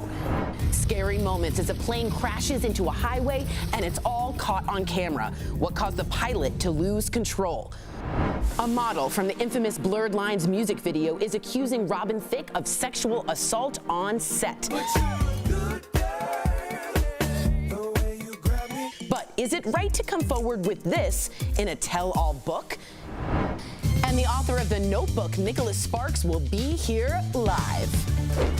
Oh my gosh. Are you insane? This is a sham. No. Nope. Y'all, just stop. Finally here. Drum roll. Welcome to Daily Blast Live. It is Monday, October 4th. I'm Tori here with Al and Jeff. Sam has the day off. We're so grateful that you are here joining us. Fall is in the air, gentlemen. It is. The leaves are changing colors. The holidays are right around the corner. You smell that? Fall Cinnamon and is pumpkin. what we call it. Too much. Okay. Here's the question. Is it safe to plan to get together with your friends and family this holiday season? Here's what Dr. Fauci said on Face the Nation. We can gather for Christmas, or it's just too soon to tell? You know, Margaret, it's just too soon to tell. We've just got to concentrating on continuing to get those numbers down and not try to jump ahead by weeks or months and say what we're going to do at a particular time. Let's focus like a laser on continuing to get those cases down, and we can do it. A laser. Speaking of which, a new survey found that 1 in 8 Americans plan on skipping handing out presents to their family or friends who don't agree with them about COVID-19 and vaccines. Is this fair? First off, big blow. I didn't expect Fauci. I didn't expect him to say too soon to tell. I was like really hoping. What did you expect him to say? I don't know. I guess I thought, and maybe I'm in denial, I wanted Hanukkah and Christmas with my family so bad because Zoom Christmas and Hanukkah meant very little to me. I didn't feel it. So I was really disappointed. Well, there's still hope. Yeah, a big blow would have said, don't travel for the holidays. That's true. A big blow. Fair. He said it's too soon to tell. I don't know. Listen, I would love to go back to Chicago as well and see my family. I haven't been back there. My parents luckily got out here. But that's a lot to ask for them to say, hey, come back here. But I don't know if I want to drag my kids through the airport now. Traveling kind of makes me a little nervous in big crowds and things like that. But at least there's still a little hope. Like, don't be completely hopeless, you know? There might be a new, we don't know. Right, and I mean, at least we sat in these seats 2 years ago, Jeff. Let's not forget. And we were like, there's no Thanksgiving. There's no discussion. Yeah, that's true. So there has been progress. I came in at Bummertown and you raised me to Happyville. Exactly. I don't know if we're in Happyville, but we're like on the way. Our GPS is kind of almost there. I think one of the things that we can do is, at least this is a situation unlike the airport, where you can control it. You can say, hey, I love you, Uncle, but like I need to see proof that you're vaccinated because my kids aren't. You can control that. Or you could say, Jordan and I, we don't really care. We trust you, and you're welcome to come. But you can at least control the environment in which you're in. This is not a thing in my family. Never has it been like, because I feel like when we talk about the vaccine, it's really kind of getting political at this point. Right. It's either a left or right thing. This has never been an issue in my house growing up, or nor is it now. Have you guys dealt with things like on the left side or the right side that you're like, no, just stay away? I'm kind of equating it myself, the vaccine, to politics, but has this happened in your family? Yes. And we live in D.C., and it's just very divisive, and you either decide with your neighbor or your friend, and I'm thinking of specific people like my aunt, not like aunts, I'm just saying in general. I'm not saying your name. What's her address? All I'm saying is you decide you either aren't going to speak about it, and if they can't let that go, the relationship can end for right now. And it's very difficult to do. Yeah, I think just a little honesty and just be like, hey, we have 2 young kids here that aren't vaccinated. We respect your decision. We respect your decision to be vaccinated or not vaccinated, but if you're not vaccinated, I have to speak for my children in this situation. I'm not speaking for adults, so we're going to make a decision. Boundaries. Yeah, maybe next Christmas, hopefully. All right, I'm sure you guys have all heard about this. A former Facebook employee turned whistleblower has come forward publicly for the first time. Last night on 60 Minutes, this was big. Frances Haugen accused the company of putting profits ahead of public safety. Take a look at this. If we don't publish angry, hateful, polarizing, divisive content, crickets. We even know our constituents don't like this. But if we don't do these stories, we don't get distributed. Facebook over and over again has shown it chooses profit over safety. It is subsidizing, it is paying for its profits with our safety. I'm hoping that this will have had a big enough impact on the world that they get the fortitude and the motivation to actually go put those regulations into place. Facebook's responded to the 60 Minutes report saying they continue to make improvements to tackle misinformation and harmful content. As of this taping, we know that Facebook and Instagram, they are owned by the same company, are not working right now. We're trying to figure out why people are now reporting it that is true, but maybe this had a big bombshell moment for you. What do you think, Jeff?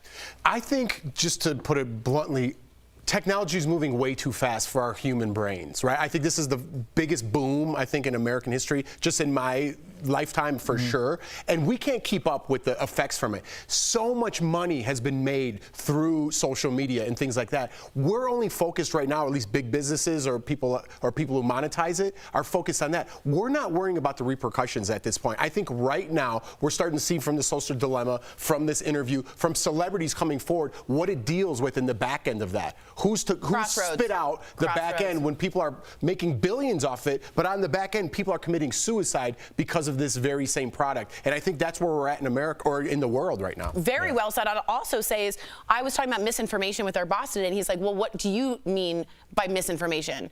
And it's like, now misinformation doesn't even have a label that we can all agree on. Everybody has a different version of what misinformation is. Absolutely. And you know, it was a form of propaganda, but we heard over and over again, radical Islamic terrorists. These people have been radicalized. They've been indoctrinated since they were young to believe this certain thing, and now that's why they're suicide bombers.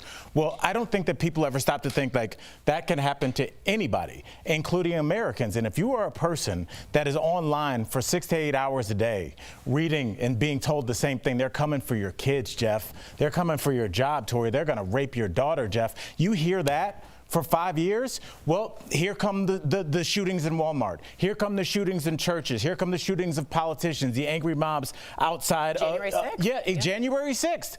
People were like, we did it, we. But when it was time to get arrested, where were we? It wasn't. They realized very quickly it was just them. No different than those people that became suicide bombers. They realized that the people at the top telling them to do these things are never on the ground. Interesting. Good discussion. Let us know what you guys think about all this. Before we go to break, we do have some incredible viral video. It's a plane taking off from a highway. It's a prop plane. It's in Texas. It hits a street light, ends up crashing into a store sign. Miraculously, no one was hurt. I talked to our audio director, Steve, and he said those type of planes need a certain amount of speed, and it hit the light and it held the speed down, so the engine went down. Well, that's how aerodynamics work. Yeah. That's it. Jeff, I'm flying and you hit a pole, not good for the plane. Let me write that Thanks, down. Steve. No, but you know what? All right. That was Steve, by the way. I'm getting trolled by the guy I said help me out. I'm so glad everyone's okay. Yeah, I mean that's strange. It didn't seem like he had if he's on a street, he should have backed up a little bit. Yeah. He didn't look like he had a lot of takeoff speed, and it seems like he's in the middle of this. It also seems like a strange time and place to do that. I thought we called those runways and landing strips. But Interesting. Who was flying that? Harrison Ford? Good one. Yeah, right? Oh, amazing. All right, coming up on DBL. Joan Collins and Emily Ratajkowski are the latest to release tell-all books, but are they the right place to drop bombshell allegations? And he's written some of the most popular love stories to date. Nicholas Sparks joins us live. Yes. The Notebook. And how many times per day do you check your phone? Are you on it right now? Hello. We have some very shocking smartphone stats coming up next. Closed captioning provided by Commercial that we watch, and Al goes, "Why is she wearing 2 ties?" And it's on a lot. I cannot for the life of me figure it out, but it bothers me to this day. Well, I look at that, and they advertise with us, so we appreciate that.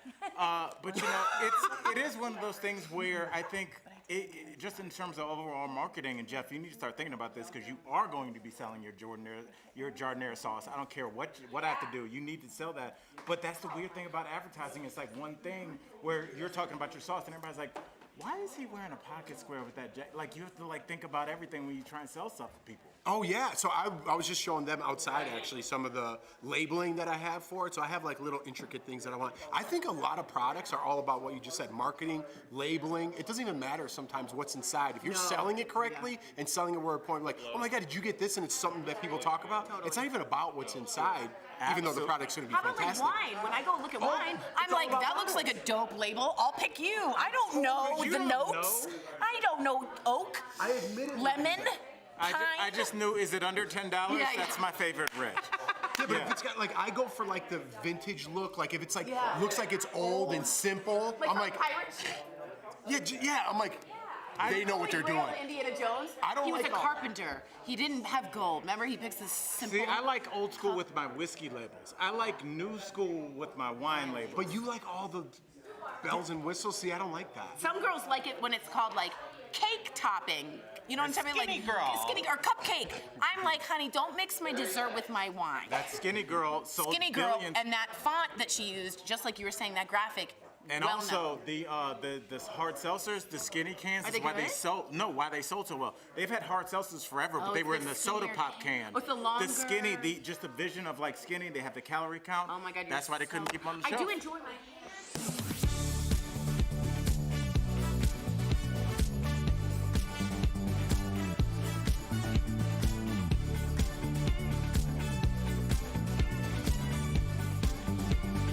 A day of DBL. Bold debates. Enough. Get real. Hot celebs. Happy 5th anniversary. That just sounded weird, actually. And all the laughs. Okay, I'm done with this. DBL is always all new every day.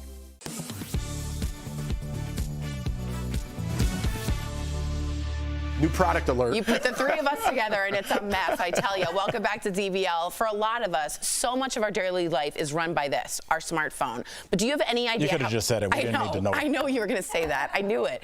But do you know how often you check it on any given day? Well, it turns out, on average, Americans spend 96 times they check it. 96. That's once every 10 minutes. You could hear people gasping in the studio. That's up 20% from research conducted just 2 years ago. Not surprised? Well, you both are on this new, well, you're not new, but this kick of I don't need my social media, my phone. You guys are very, very disciplined. Yeah. Well, quickly on that, please. If you look at something all day that's negative, your mind is going to go there. You're going to think negatively, right? If you're looking at something that's positive, I'm the guy who has to listen to positive things in the morning, do positive things for my body, my brain, and it gives me a positive vibe throughout the day. If I'm looking at negative comments, which we all do it, if there's 100 comments and there's one that's bad, said, we're always focused on that negative one. I figured, just take that out of my life. I don't want to see that. Look at pictures, have fun. But 96 times a day is excessive. Well, Jeff, you know, you're talking about social media, but when I thought 96 times, I didn't think about social media at all. I'm like, okay, I was just texting my daughter. She wants a new iPhone 13. We'll see about that. But also, hey, I need to get to the airport to pick up a friend. There's the GPS. You use, let's order groceries. Oh, what time is the game on tonight? On Mountain Time. Oh, is that 5:20 or 6:20? Like all these questions that you're constantly going to your phone. I want to get labels. Where can I find the cheapest labels in bulk for your jardinere sauce? So like all these things that you do, it's going to be on your phone. So you're going to look at it a lot because everything in your life kind of funnels down to that. If there was no social media, that number's cut to a third. You think so? Because what you just mentioned was 8 things. Right. Now you have to do it 90 more times. But you're gonna lose that time. Remember when you used to get lost going places? Like remember that when I used to bet Jeff, it's the house on the left. There's a red car in the driveway. Remember like finding houses? Remember maps? Yes. Not good for me. I don't even know what street I live on. People are like, do I go west? I'm like, I don't know. What are you? Put it in your thing. What are you, a sea captain? Go west. I don't know what you're talking about. All right, coming up on DBL. There are mountains that are west. You guys were just joking, and then I come in. If you have to turn left on a street, I don't even know what street. People are like, are you next to that highway? I'm like, I don't know. I'm near the highway near TJ Maxx. That's how I just go by. Yeah. Good to know. Well, Nicholas Sparks is here live. Are his best-selling stories really based on his own life? Our interview, hello, sir, is just 2 minutes away. Can't wait to speak with you. Nice bookshelf. I know.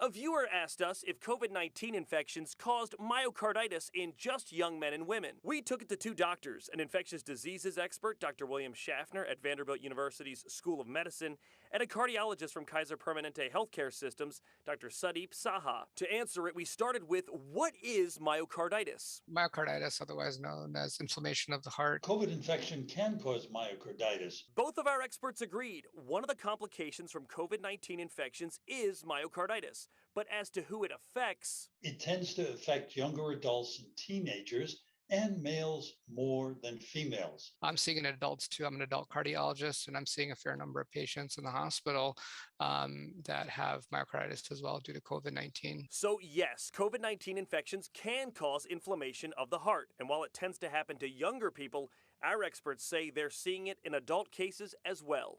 Now, myocarditis hasn't just been seen in people infected with COVID-19. We've also seen it, unfortunately, as a rare side effect of getting the vaccine. To verify.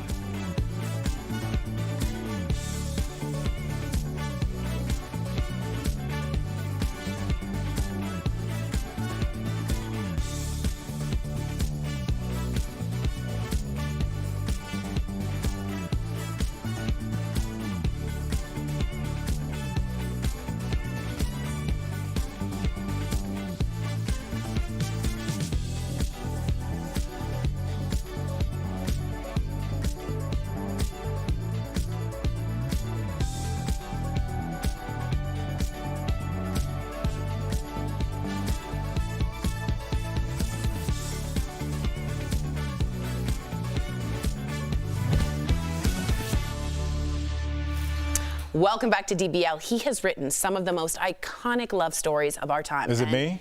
No, Al. Oh. And to be honest, when you heard me say love stories, who'd you think? Nicholas Sparks, am I right? I know I'm right. I know I'm right. Well, guess what? Nicholas joins us live on the show, and he's here to chat about his new book, The Wish. Welcome to the show, Nicholas. It is so great to have you. How are you? What's up, Nick? Nick.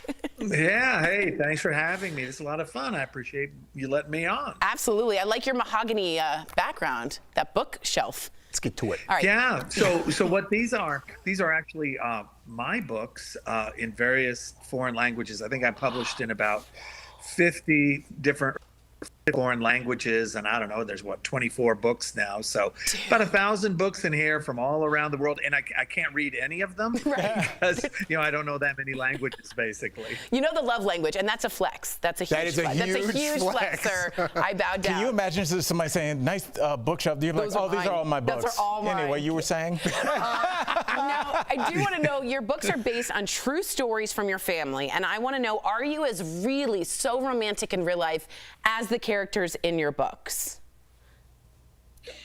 Yeah, of course. I love a good romantic date. I think life is about experiences, and I'm all for, hey, we'll go to dinner and maybe have a glass of wine or something like that. But I also enjoy things like let's take a walk and hopefully we'll see something magical out there. I remember one time, it was almost like it was like almost like out of my books, right? We just got off the plane. We end up on this little island and we're so tired. We say, no, but let's walk and let's go get some time. Let's go get some fresh air. And as we're walking, suddenly down the beach, the whole island, there's nest after nest of baby turtles hatching, right? Which of course is like right out of the last song, one of the novels I wrote. And over there, over the horizon, there's a rainbow. And yeah, it's nothing that planned, but there was definitely magic and romance in that moment. And of course, we try to do romantic gestures as well. Cute. This guy's writing a novel as we're talking right now. Into it. He's amazing. So let's stay on romance. People love that. Should the man or the woman take the lead on romantic gestures? You wrote The Notebook back in '96. Times have changed. Things have evolved. Has your writing as well? Interesting. Sure. Okay. A couple questions there, right? Yeah, my writing has evolved, I think, right?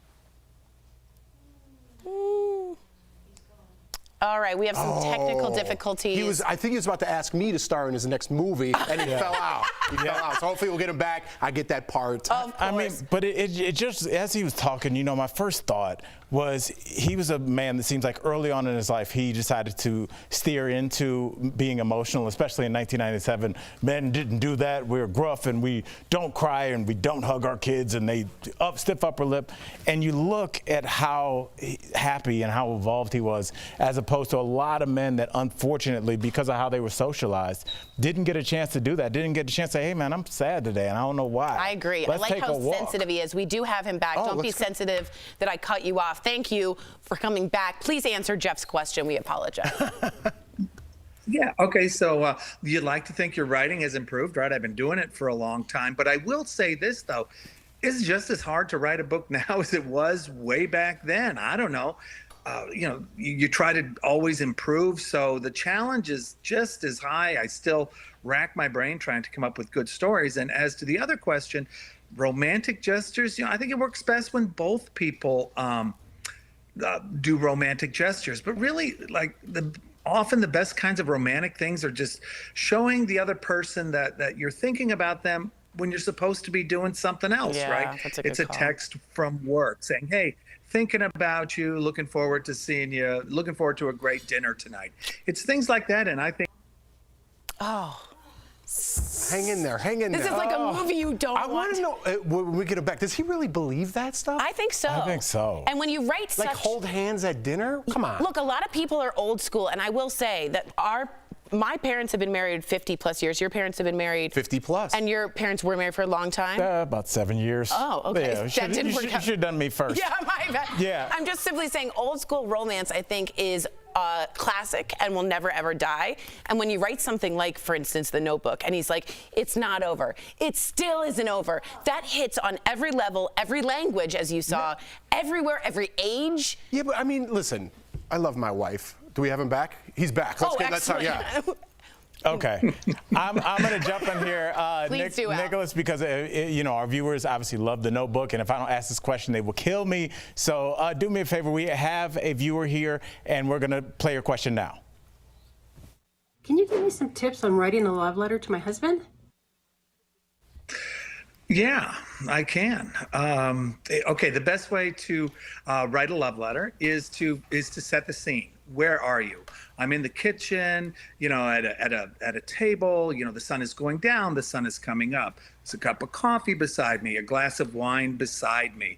I find myself struggling for words. It's always a great line because it's hard to capture everything that I'm feeling in this moment. Okay, there's a wonderful opening first paragraph, and then you go on. You say, when me. I close my eyes, when I close my eyes, and then go into some very specific memories that you share, just the two of you. It might be something about your honeymoon or the birth of a child or or just a quiet night where she was crying or he was very upset, and you comforted each other, and you just kind of replay these moments and make them personal and explain why they meant so much to you. Do that for a few paragraphs, then consider yourself lucky. Tell them why you're lucky. Thank them for being with you, and then that is one heck of a love letter. Bravo, sir. Whoa. I just fell in love. Man, I'm going to slide in those DMs. We better watch out, Nick. Oh, Nicholas, I'm so sorry about our technical difficulties, but thank you so much for chatting with us. And thank you, Sandy, for submitting your question. We'll be sending you a copy of Nicholas's new book, The Wish, by the way, which is available now at any bookstore. We are all feeling the romance. It's not over, Nicholas. It's still not over. You have to come back, brother. That was awesome. That was amazing. Bye, love. Thank you. Thanks. We'll be right back. Promotional consideration is brought to you by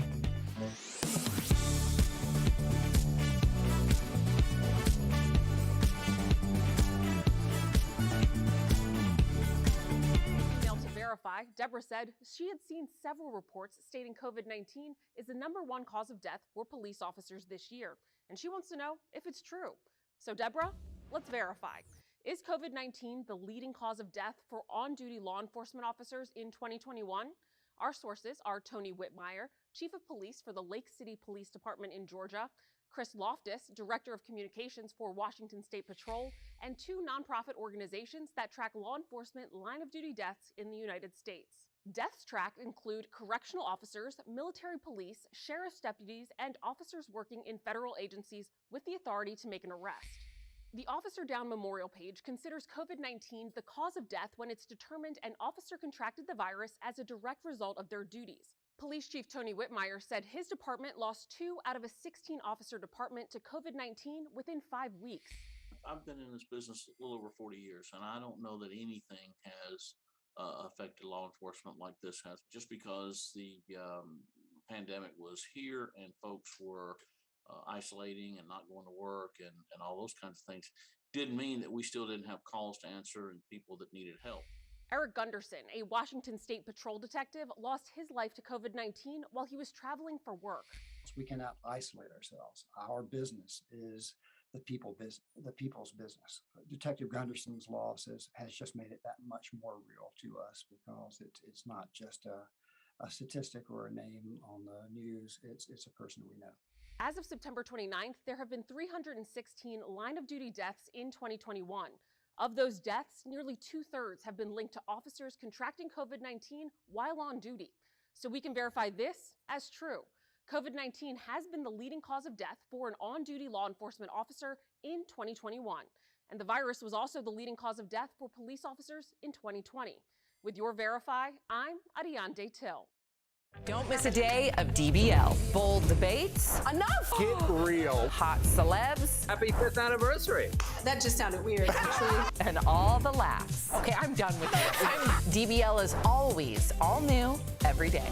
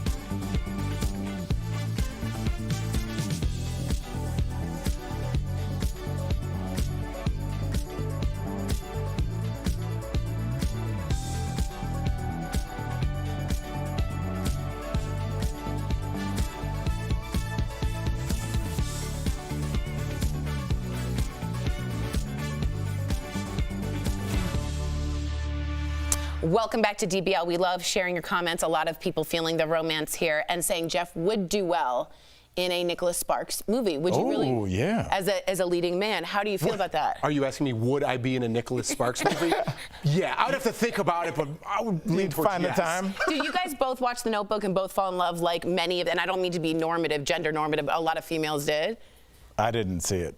You didn't see it? No. It's cute. It is cute. I mean, how could you not? I was a touring comic at the time. A Walk to Remember? If He you wrote don't that as cry, well. you're made of stone. I think I didn't watch those because I know I probably would, and I don't think I was comfortable crying then. That's probably why. That's probably why. If you're leaving us now, you can watch the second half of the show online. But if you're sticking around, here's what's coming up. This man wants white families to have the talk.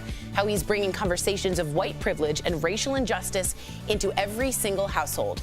And actress Emily Ratajkowski accuses Robin Thicke of sexual assault in her new book. But was this the right time and place to call it out? Talk to us.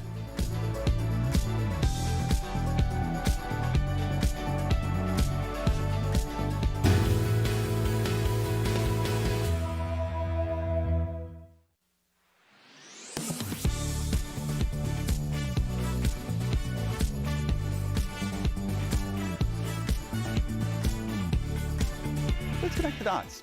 This is all part of the Postal Service's new standards. USPS says 61% of mail will not be impacted by these changes. So what does that mean? Single-piece mail, so things like letters and bills that are traveling within the same region will still arrive within those 2 days. The Postal Service estimates that if you're trying to mail something less than 900 miles away, it will still get there in about 3 days. Items traveling further distances will take longer, up to 5 days. This is because the Postal Service is now relying more on ground transportation and less on planes. Ultimately, yes, it means it's cheaper for them. It also means you need to plan ahead. Mail things early, especially as we head into the holiday season. And that is connecting the dots. Don't miss a day of DBL. I am here to receive said gift. Bold debates. Come on now. Enough. Get real. It blows my mind. Hot celebs. Happy 5th anniversary. Love a suit, by the way. Thank you. Seriously, Al, give her a break. That just sounded weird, actually. And all the laughs. That's Erica feeling it. Okay, I'm done with this. I'm done. DBL is always all new every day.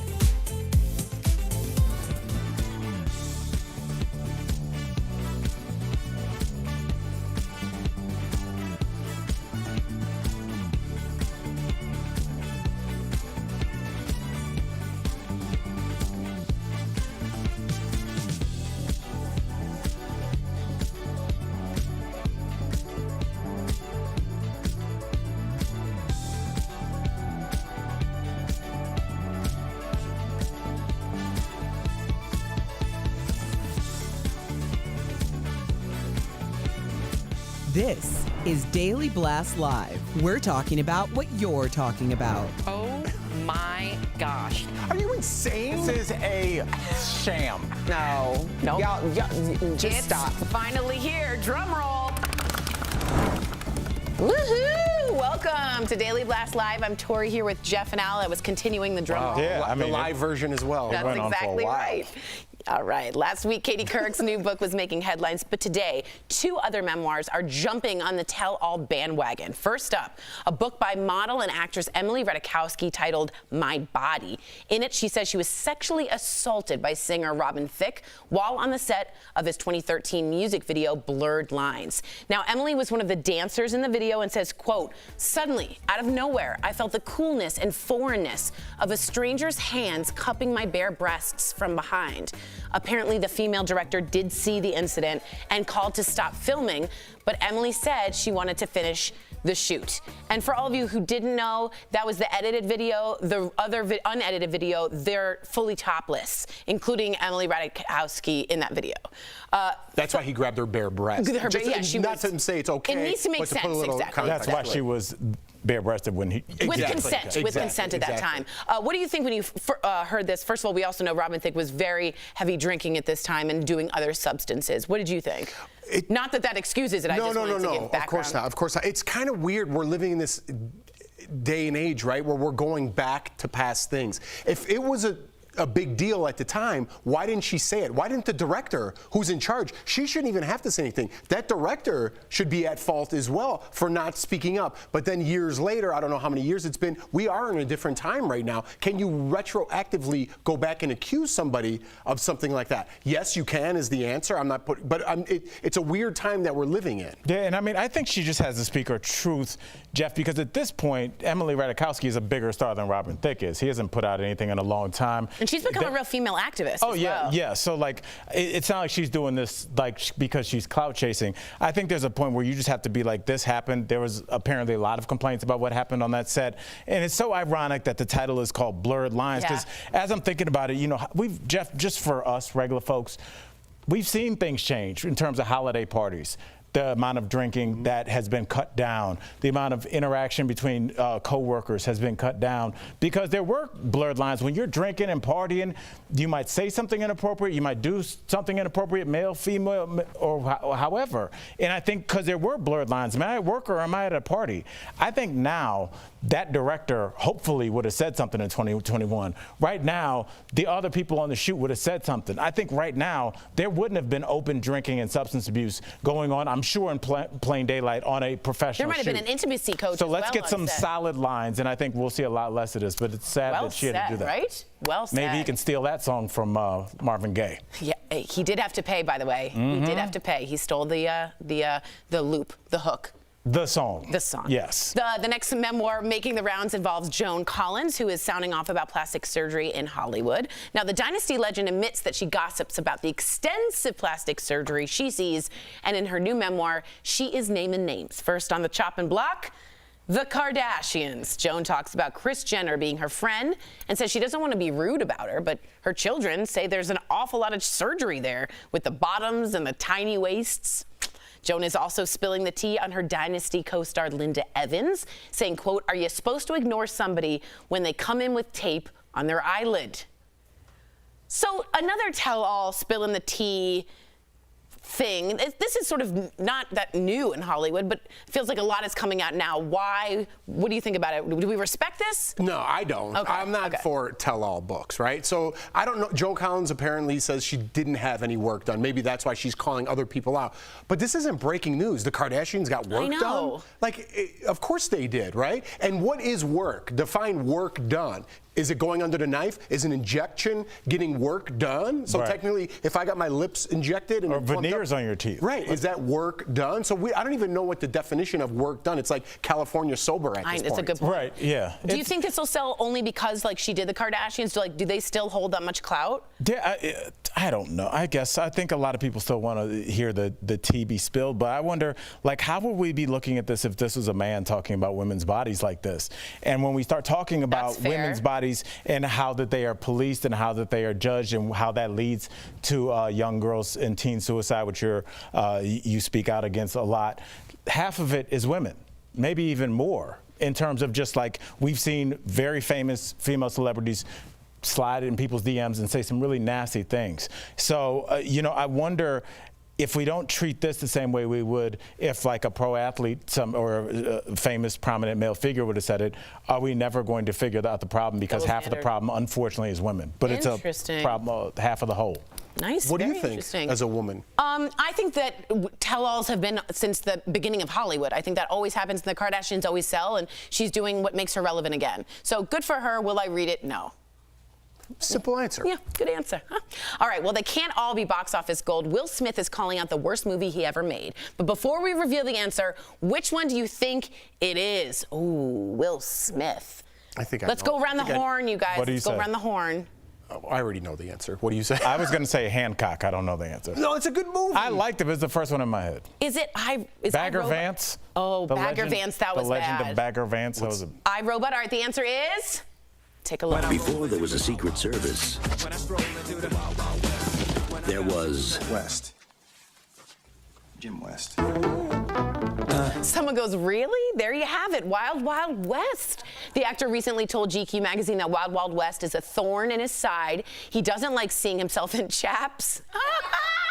Time actually named that movie one of the biggest flops in box office history. Real quick, what's your worst favorite movie? It's not my favorite. The Happening. It's an M. Night Shyamalan video where, like, the air makes people start killing themselves, and it's the worst movie of all time. Like, Mark Wahlberg is supposed to be a science teacher. It is, and the acting, it was just line readings. Like, you could just tell everybody just calling their account, like, did the check clear? It was embarrassing. Oh my God. How about you, Tori? Mine is by far Cats. Oh, Cats that's is a good terrible, one. and everything bad in this world started after James Corden wore a tail. Everything's bad. I also don't like Nell. I thought that was a really weird movie. Yeah. Not good. Jeff, what are you Jeffrey? saying? It's not that the movie was bad. The Irishman. I was Yeah. expecting so much There's a more. lot of They build-up. pumped it up so big. It was way too long. There's a scene in there where Robert De Niro, they flash back and make him young, but he's really like 70-something. And he has to beat up this guy and kick him, and he can't even move his leg. That was the most They embarrassing. could have edited that part out. I was like, what are you doing, guy? I saw that kick, and it was before I even saw people talking about the internet. I was like, they should have deleted that. Should have deleted it looked, The kick to end all kicks. It was just that scene. It was 7-year-old kicking something, which Yeah. isn't bad. It's just not believable. Not believable. But it was Scorsese, that cash. And they had that, And I cool, loved and they them. had that good technology. And all in all, it was a good movie. Right. They pumped it up so much that I was a little disappointed. Little disappointed. Interesting. All right. Coming up on DBL, she's an actress, singer, model, and former boxer. Nina Bergman joins us live to give us a look at her new movie, Hell Hath No Fury. And Brandon Kiley is bringing white privilege into focus, how he believes every family can have the talk to fight for racial equality. Closed captioning provided by... Okay, we're talking about how I thought The Happening was the worst movie ever. I remember sitting in the theater and it starts with like, there's something in the mist that's like, Is it M. Night? It's M. Night, and if you get hit with the mist, you start killing yourself. So like people are like jumping off buildings, and like this one woman takes a pin out of her hair and stabs herself. And I was like, I was already like, I think I'm done here. Yeah. And then it was just like. And you always try to get the twist with M. Night. Like, remember Lady in the Water, or like all those. It was great, but then it got really weird, where the trees were evil, or like she's a mermaid. Have you seen, you know what, he had another one with the Joaquin Phoenix. That was not great, too. He started off with Sixth Sense. That was the best movie maybe ever. Well, then maybe that made it so that he's like, oh, there's got to be this big twist at the end of all my movies, because now that's what I'm known for. So has anyone seen Old yet? Does anyone see No, the I movie haven't. I really want to see it. It looks good. No. We all think it might be the movie that brings M. Night. They're calling it his comeback, because really he's gone came out down. like 4 months ago. Yeah. No. Old is old? Old came out. Is it in the movies, or can I see it now, right now? I think it came out a couple months Well, ago. our producer John we were talking about our worst movies before the show started, and he was like, it's like he thought it was a parody. Oh no. Like, I guess it's bad, even though he said it looks cool. M. Night's kind of gone off the jump the shark. Because I like Signs. Do you guys remember Signs? Yes, I like Signs. Remember too. that? And then I even liked, what was it? The Visit? What was, he's done a lot of movies. He's done a lot, and there's always a twist, and you're always like, it's never as good as The Sixth Sense. I was thinking the other day, could the Like Sixth Usual Sense Suspects good. exist now because there would have been so many internet spoilers. Oh, thanks, Bubba. That like you would know before you got to the theater. I put out this tweet one time and I said, I can't wait to get old and lose my mind and not remember things so I could watch The Sixth Sense again and be surprised. I'd be surprised. No, as a memento. No, Memento when he doesn't remember short-term memory. Did you not get my joke? I did get your You just joke. ignored it to talk.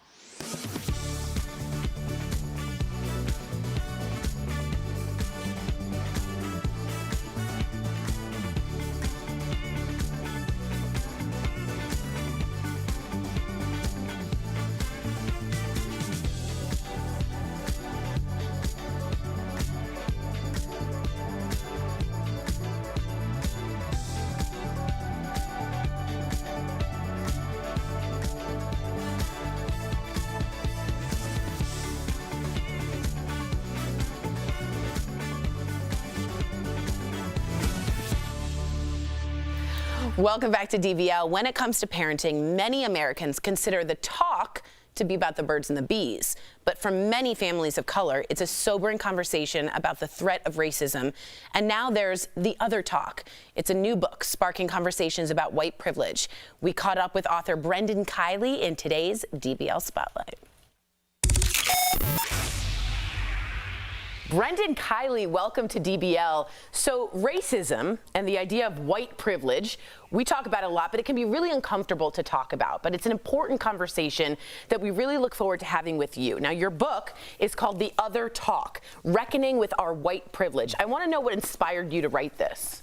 so many of my friends of color, so many of my friends who are black or indigenous have grown up having the talk. I think a lot of people are now pretty aware of what that's about, but it's about navigating racism in America or surviving racism in America. And as a white kid growing up in Massachusetts, my parents certainly talked to me about racism, but it was always about what was happening to other people. It wasn't a reflection for me or a self-analysis about my own racial identity and how that impacted my life and the lives of others around me. So what inspired the book was, what would that look like to create that other talk, to help white families like my own to want to be more self-aware, to want to listen more, learn more, and hopefully feel motivated to get involved with the groups that have been working for racial justice for so long already in our communities. Wow. Well, my question is, like, how did you first become aware of the talk, the original talk, that black families have to have with, you know, our children about racism? Because I'm sure that was kind of like a strange moment where you're like, what, people have to sit down and talk about this? A number of years ago, the author Jason Reynolds and I were traveling the country together. Jason Reynolds is a black man, I'm a white man. We were traveling the country together talking about two different books that we had written. And it was shortly after the verdict in which George Zimmerman was acquitted in the murder trial of Trayvon Martin. Jason's mother, a black woman from South Carolina, called her son to say, Jason, I'm terrified for your life. I'm terrified there might be a George Zimmerman out there for you while you're traveling this country. And my mother didn't call me, right? And I love my mother loves me, and you know, but it would never occur to her to have that same kind of fear. That distinction right there is exactly what we're talking about when we reference what Dr. Martin Luther King Jr. said in 1968 when he spoke about two Americas living side by side. Jason went on to tell me in our travels about the kinds of talks that he had with his mother growing up, the talk. And it made me very conscious about the talk that I didn't have. Brendan, I certainly appreciate that. What is the conversation that you feel that white families should be having about race and privilege?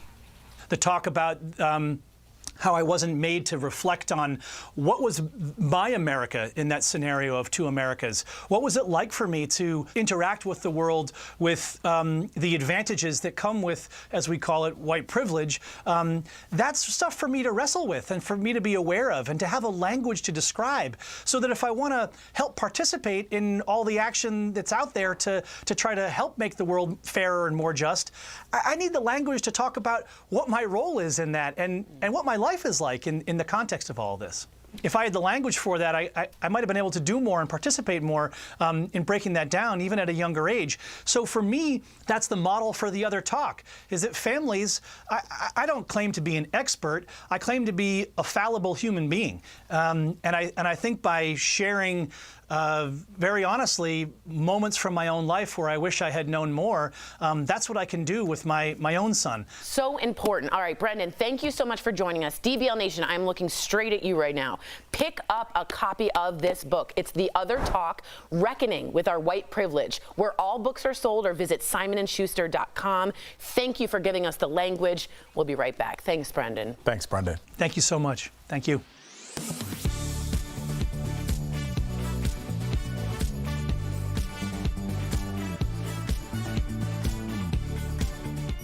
A viewer asked us if COVID-19 infections caused myocarditis in just young men and women. We took it to two doctors, an infectious diseases expert, Dr. William Schaffner at Vanderbilt University's School of Medicine, and a cardiologist from Kaiser Permanente Healthcare Systems, Dr. Sudeep Saha. To answer it, we started with, what is myocarditis? Myocarditis, otherwise known as inflammation of the heart. COVID infection can cause myocarditis. Both of our experts agreed. One of the complications from COVID-19 infections is myocarditis. But as to who it affects, it tends to affect younger adults and teenagers, and males more than females. I'm seeing in adults too. I'm an adult cardiologist, and I'm seeing a fair number of patients in the hospital that have myocarditis as well due to COVID-19. So yes, COVID-19 infections can cause inflammation of the heart. And while it tends to happen to younger people, our experts say they're seeing it in adult cases as well.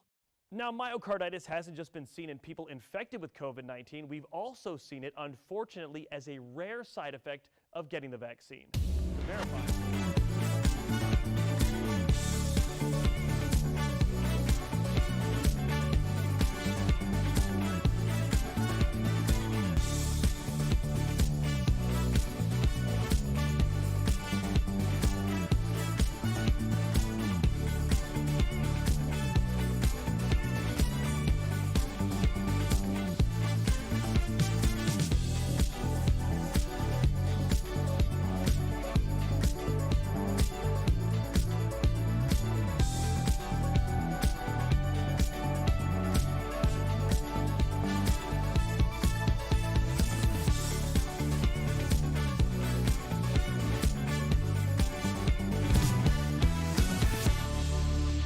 Maybe we put down these guns. We all get a little piece of that gold. We got a deal? No more deals. Power women, badass women, nice. History repeats itself, which is why movies bring awareness to our past are so important. Our next guest plays a French resistance fighter in the upcoming World War II film Hell Hath No Fury, based on a true story. Yes. Please, everyone, welcome to DBL, Nina Bergman. Hey. Nina, you look badass. All right, the trailer was very intense. Was it as intense on set as it was that we saw in the trailer? Is it that intense on set? Well, it was that intense, but not as actiony and guns and stuff. You know, it's intense because it's about, you know, it's based on a true story about a resistance fighter who, back in those days, they were the unsung heroes. And a lot of those women would go and date Nazi officers to gather information. And my character did that.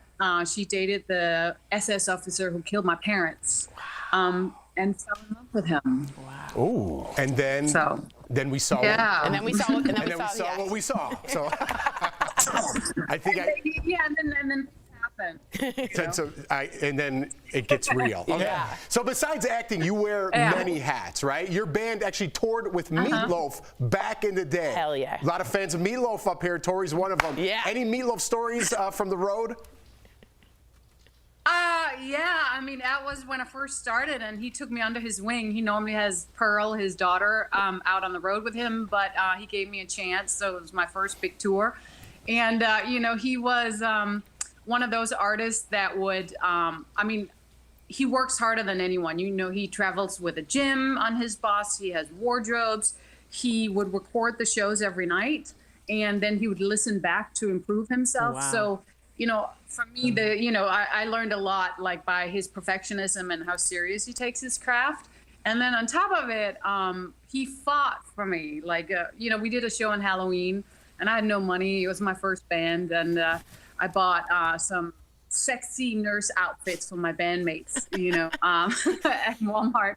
And the venue and everyone was like, no, you are not going out there, you know, 4 guys and you in sexy nurse outfits. And Meatloaf, they were going to not let me perform, and Meatloaf fought for us. And he was like, this is what she wants to do. Let her do it. It's my show. Meatloaf. You know? He's cool. He's actually a really cool guy. I have a lot of respect for him. You're pretty cool yourself, Nina, all right, because I don't know if you know, the character in Hell Hath No Fury is French, but that's not even one of the 4 languages. I'm going to repeat that again. 4 languages that you speak. Now, is there a trick to learning a language so quickly, like, to help me? Well, once you know, have 2 down, then the 3rd one is easy, and the 4th. But the key thing, I didn't have a lot of time to prep for speak French in this movie, and I don't speak French. So one of the tricks that I've learned is, you know, I'm from Denmark, I'm not American, and it's the placement. Once you learn the placement of a language, like you know, Americans, they say, you know what I mean? The inflections, the sounds in between. Yeah, it's like Americans, you know, yours is actually very in the front of the mouth. So whenever I have to play an American, I would take like a cork from my wine bottle, I put it in my mouth, and then I would practice all my lines, because you guys move your lips and your R's, and your sound is very forward. You know, where, you know, French is more nasal, it's more up here. Danish is like down here in the throat. So you find the placement. And once you have the placement, you know, then I think that's the biggest part. Oh my Then you can kind of wing it. Interesting. That is fascinating, the cork. And I need to know really quickly, what are the 4 languages she speaks? Please. Just Danish, Russian, you know, Norwegian, and American. Just those. Oh, so we're the same. You're not. Yeah. Now, you're not. He knows nothing. Before you were an actress, this is a crazy story too. You were a ballerina and a boxer. So did these sports help you in playing action-packed roles? And I imagine a lot of football players actually practice ballet for the footwork. Am I right? Oh, yeah. I mean, you know, I got into boxing because my footwork was so good, and I had some aggression I needed to let out, you know. Hence, I sang in a rock band and, you know, play those certain parts. Yeah. No, ballet really helped, especially with, you know, this particular character, because it's in the 1930s, and the women You know, they sit differently, they move their hands differently, the gestures, you know, back then were different. The way she walks, the transitions, the way she moves, and I believe, you know, art is all about the transitions. So the choreography really helped me as an actor, you know, when they tell you 10 things, go here, pick up this, look over your left shoulder, do that, It's move your arm here, choreography. but don't block the camera. You know what I mean? It's a little bit like that. And Yeah, so it's doing all those at once. Amazing. Thank you so much for joining DBL, Nina. That's amazing that all that choreography goes into it. Don't miss Hell Hath No Fury, opening November 5th. Is it amazing? It's amazing. I want to say amazing in 18 languages, but I just say amazing. We'll be right back. Thank you, my love. Thank you. Promotional consideration is brought to you by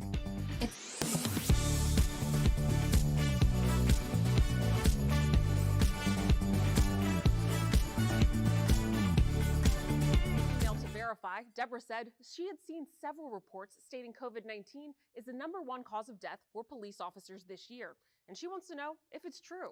So Deborah, let's verify. Is COVID-19 the leading cause of death for on-duty law enforcement officers in 2021?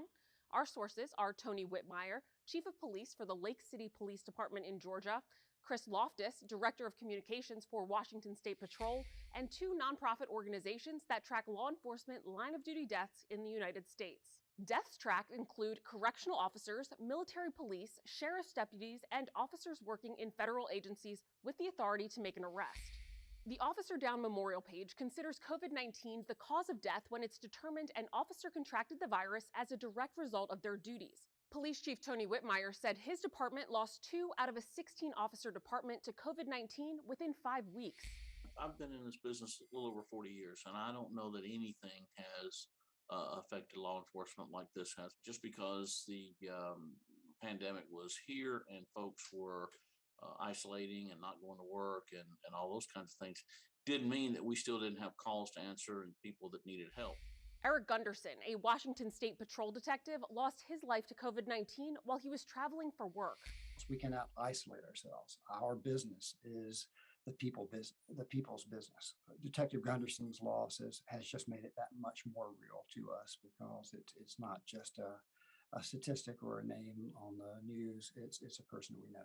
As of September 29th, there have been 316 line-of-duty deaths in 2021. Of those deaths, nearly 2/3 have been linked to officers contracting COVID-19 while on duty. So we can verify this as true. COVID-19 has been the leading cause of death for an on-duty law enforcement officer in 2021. And the virus was also the leading cause of death for police officers in 2020. With your Verify, I'm Ariane Till. Don't miss a day of DBL. Bold debates. Enough! Get real. Hot celebs. Happy 5th anniversary. That just sounded weird, actually. And all the laughs. Okay, I'm done with this. DBL is always all new every day.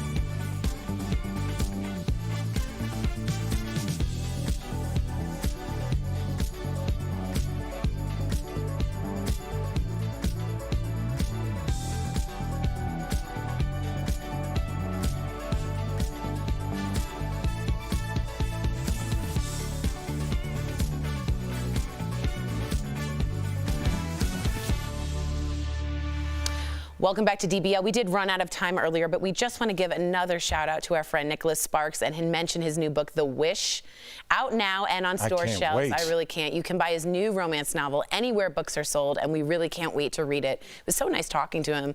Also, before we go, October is Breast Cancer Awareness Month, and Al, you do have some news to share. Yeah, I just want to say, you know, I lost my cousin this week, and my cousin Lisa, who I grew up with this weekend, to breast cancer. She was just one of the greatest people that I've ever met. She was a fighter. We were talking about her coming out here a couple weeks ago on text. She never told me how sick she was, and I'm sure she knew at that point, but she still just kind of had that energy, and she was always like so upbeat. And we cover a lot of stories about people tweeting mean things and going after the left or going after the right. And at the end of the day, at the end of your life, it's going to be how you make people feel and how people will always look back on you. And all those Instagram likes, those will all go away. And it's all just like the legacy you left. And the legacy she left is just one of love. So, if I can be half as strong as she was and half as positive as she was, I'll have considered it a good run. That's amazing, brother. Love Thank you.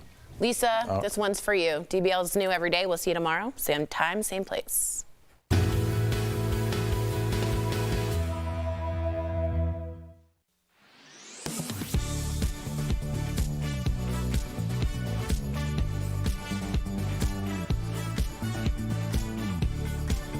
Let's connect the dots. This is all part of the Postal Service's new standards. USPS says 61% of mail will not be impacted by these changes. So what does that mean? Single-piece mail, so things like letters and bills that are traveling within the same region will still arrive within those 2 days. The Postal Service estimates that if you're trying to mail something less than 900 miles away, it will still get there in about 3 days. Items traveling further distances will take longer, up to 5 days. This is because the Postal Service is now relying more on ground transportation and less on planes. Ultimately, yes, it means it's cheaper for them. It also means you need to plan ahead. Mail things early, especially as we head into the holiday season. And that is connecting the dots. Don't miss a day of DBL. I am here to receive that gift. Bold debates. Come on now. Enough. Get real. It blows my mind. Hot celebs. Happy 5th anniversary. Love a suit, by the way. Thank you. Seriously, Al, give her a break. That just sounded weird, actually. And all the laughs. That's Erica feeling it.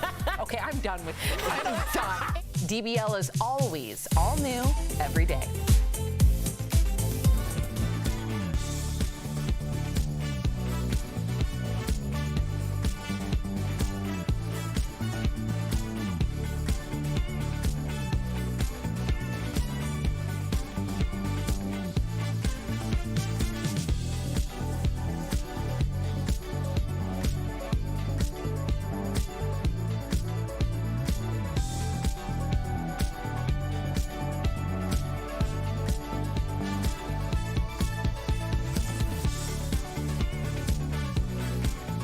Here's what we're talking about today on Daily Blast Live. Will holiday gatherings be a go with COVID still here? Dr. Fauci weighs in. Plus, would you skip getting a gift for someone who has different views than you? Scary moments as a plane crashes into a highway and it's all caught on camera. What caused the pilot to lose control? A model from the infamous Blurred Lines music video is accusing Robin Thicke of sexual assault on set. But is it right to come forward with this in a tell-all book? And the author of The Notebook, Nicholas Sparks, will be here live. Oh my gosh. Are you insane? This is a sham. No. Just stop. Finally here. Drum roll. Welcome to Daily Blast Live. It is Monday, October 4th. I'm Tori here with Al and Jeff. Sam has the day off. We're so grateful that you are here joining us. Fall is in the air, gentlemen. It is. The leaves are changing colors. The holidays are right around the corner. You smell that? Fall Cinnamon and is pumpkin. what we call it. Too much. Okay. Here's the question. Is it safe to plan to get together with your friends and family this holiday season? Here's what Dr. Fauci said on Face the Nation. We can gather for Christmas, or it's just too soon to tell? You know, Margaret, it's just too soon to tell. We've just got to concentrating on continuing to get those numbers down and not try to jump ahead by weeks or months and say what we're going to do at a particular time. Let's focus like a laser on continuing to get those cases down, and we can do it. A laser. Speaking of which, a new survey found that 1 in 8 Americans plan on skipping handing out presents to their family or friends who don't agree with them about COVID-19 and vaccines. Is this fair? First off, big blow. I didn't expect Fauci. I didn't expect him to say too soon to tell. I was like really hoping. What did you expect him to say? I don't know. I guess I thought, and maybe I'm in denial, I wanted Hanukkah and Christmas with my family so bad because Zoom, Christmas, and Hanukkah meant very little to me. I didn't feel it. So I was really disappointed. Well, there's still hope. Yeah, A big blow would have said, don't travel for the holidays. That's true. A big blow. Fair. He said it's too soon to tell. I don't know. Listen, I would love to go back to Chicago as well and see my family. I haven't been back there. My parents luckily got out here. But that's a lot to ask for them to say, hey, come back here. But I don't know if I want to drag my kids through the airport now. Traveling kind of makes me a little nervous in big crowds and things like that. But at least there's still a little hope. Like, don't be completely hopeless, you know. There might be a new, we don't know. We don't know. Right, and I mean, at least we sat in these seats 2 years ago, Jeff. Let's not forget. And we were like, there's no Thanksgiving. There's no discussion. That's true. So there has been progress. I came in at Bummertown and you raised me to Happyville. Exactly. I don't know if we're in Happyville, but we're like on the way. Our GPS is kind of almost there. I think one of the things that we can do is, at least this is a situation unlike the airport where you can control it. You can say, hey, I love you, Uncle, but like I need to see proof that you're vaccinated because my kids aren't.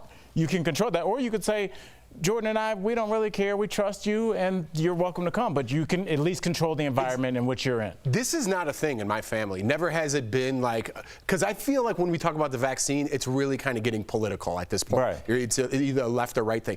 This has never been an issue in my house growing up, or nor is it now. Have you guys dealt with things like on the left side or the right side that you're like, no, just stay away? I'm kind of equating it myself, the vaccine, to politics, but has this happened in your family? Yes. And we live in D.C., and it's just very divisive, and you either decide with your neighbor or your friend, and I'm thinking of specific people like my aunt, not like aunts, I'm just saying in general. I'm not saying her name. What's her address? All I'm saying is you decide you either aren't going to speak about it, and if they can't let that go, the relationship can end for right now. And it's very difficult to do. Yeah, I think just a little honesty and just be like, hey, we have 2 young kids here that aren't vaccinated. We respect your decision. We respect your decision to be vaccinated or not vaccinated, but if you're not vaccinated, I have to speak for my children in this situation. I'm not speaking for adults, so we're going to make a decision. Boundaries. Yeah, maybe next Christmas, hopefully.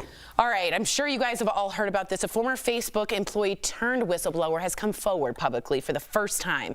Last night on 60 Minutes, this was big. Frances Haugen accused the company of putting profits ahead of public safety. Take a look at this. If we don't publish angry, hateful, polarizing, divisive content, crickets. We even know our constituents don't like this.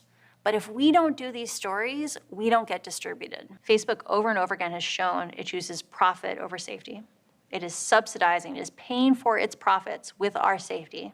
I'm hoping that this will have had a big enough impact on the world that they get the fortitude and the motivation to actually go put those regulations into place. Facebook's responded to the 60 Minutes report saying they continue to make improvements to tackle misinformation and harmful content. As of this taping, we know that Facebook and Instagram, they are owned by the same company, are not working right now. We're trying to figure out why people are now reporting that that is true, but maybe this had a big bombshell moment for you. What do you think, Jeff? I think, just to put it bluntly, technology is moving way too fast for our human brains, right? I think this is the biggest boom, I think, in American history, just in my lifetime for sure. And we can't keep up with the effects from it. So much money has been made through social media and things like that. We're only focused right now, at least big businesses or people who monetize it, are focused on that. We're not worrying about the repercussions at this point. I think right now we're starting to see from the social dilemma, from this interview, from celebrities coming forward, what it deals with in the back end of that. Who's spit out the back end when people are making billions off it, but on the back end, people are committing suicide because of this very same product. And I think that's where we're at in America, or in the world right now. Very well said. I'd also say is, I was talking about misinformation with our boss today, and he's like, well, what do you mean by misinformation? And it's like, now misinformation doesn't even have a label that we can all agree on. Everybody has a different version of what misinformation is. Absolutely. And you know, it was a form of propaganda, but we heard over and over again, radical Islamic terrorists. These people have been radicalized. They've been indoctrinated since they were young to believe this certain thing, and now that's why they're suicide bombers. Well, I don't think that people ever stop to think like that can happen to anybody, including Americans. And if you are a person that is online for 6 to 8 hours a day, reading and being told the same thing, they're coming for your kids, Jeff. They're coming for your job, Tori. They're going to rape your daughter, Jeff. You hear that for 5 years? Well, here come the shootings in Walmart. Here come the shootings in churches. Here come the shootings of politicians, the angry mobs outside. January 6th? January 6th. people were like, we did it, we. But when it was time to get arrested, where were we? It wasn't. They realized very quickly it was just them. No different than those people that became suicide bombers. They realized that the people at the top telling them to do these things are never on the ground. Interesting. Good discussion. Let us know what you guys think about all this. Before we go to break, we do have some incredible viral video. It's a plane taking off from a highway. It's a prop plane. It's in Texas. It hits a street light, ends up crashing into a store sign. Miraculously, no one was hurt. I talked to our audio director, Steve, and he said those type of planes need a certain amount of speed, and it hit the light, and it held the speed down, so the engine went down. Well, that's how aerodynamics work? Yeah. That's it. Jeff, if you're flying and you hit a pole, not good for the plane. Let me write that down. Thanks, Steve. Point of order. No, but you know what? All right. That was Steve, by the way. I'm getting trolled by the guy I said help me out. I'm so glad everyone's okay. Yeah, I mean, that's strange. It didn't seem like he had if he's on a street, he should have backed up a little bit. Yeah. He didn't look like he had a lot of takeoff speed, and it seems like he's in the middle of this. It also seems like a strange time and place to do that. I thought we called those runways and landing strips. Interesting. Who was flying that? Harrison Ford? Good one. Yeah, right. Oh, amazing. All right, coming up on DBL. Joan Collins and Emily Ratajkowski are the latest to release tell-all books, but are they the right place to drop bombshell allegations? And he's written some of the most popular love stories to date. Nicholas Sparks joins us live. Yes. The Notebook. And how many times per day do you check your phone? Are you on it right now? Hello. We have some very shocking smartphone stats coming up next.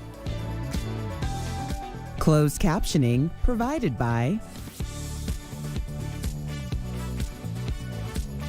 Commercial that we watch, and Al goes, "Why is she wearing 2 ties?" And it's on a lot. I cannot for the life of me figure it out, but it bothers me to this day. Well, I look at that, and they advertise with us, so we appreciate that. But, you know, it is one of those things where I think, just in terms of overall marketing, and Jeff, you need to start thinking about this because you are going to be selling your jardinera sauce. I don't care what I have to do. You need to sell that. But that's the weird thing about advertising. It's like one thing where you're talking about your sauce, and everybody's like, why is he wearing a pocket square with that jacket? Like, you have to, think about everything when you try and sell stuff to people. Oh, yeah. So I was just showing them outside, actually, some of the labeling that I have for it. So I have, little intricate things that I want. I think a lot of products are all about what you just said, marketing, labeling. It doesn't even matter sometimes what's inside. If you're selling it correctly and selling it where a point, oh, my God, did you get this? And it's something that people talk about. It's not even about what's inside, even though the product's going to be fantastic. How about wine? When I go look at wine, I'm like, that looks like a dope label. I'll pick you. I don't know the notes. I don't know oak, lemon. I just knew, is it under $10? Yeah, That's my favorite red. Yeah, but if it's got I go for the vintage look. If it's looks like it's old and simple, I'm like, pirates. Yeah, I'm like, they know what they're doing. Indiana Jones. He was a carpenter. He didn't have gold. Remember, he picks this simple. See, I like old school with my whiskey labels. I like new school with my wine labels. But you like all the bells and whistles? See, I don't like that. Some girls like it when it's called cake topping. You know what I'm talking about? Skinny or cupcake. I'm like, honey, don't mix my dessert with my wine. That Skinny Girl sold Skinny Girl, billions. and that font that she used, just like you were saying, that graphic. And also the hard seltzers, the skinny cans, is why they sold. No, why they sold so well. They've had hard seltzers forever, but they were in the soda pop can. With the longer. The skinny, just the vision of skinny. They have the calorie count. Oh my God, that's why they couldn't keep on the shelf. I do enjoy my.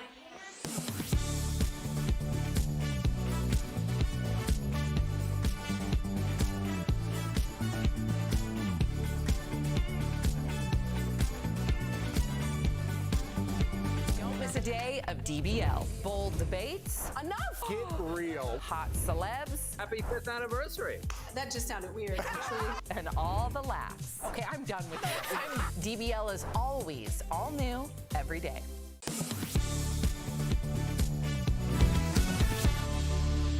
New product alert. You put the 3 of us together and it's a mess, I tell you. Welcome back to DBL. For a lot of us, so much of our daily life is run by this, our smartphone. But do you have any idea? You could have just said it. We didn't need to know. I know you were going to say that. I knew it.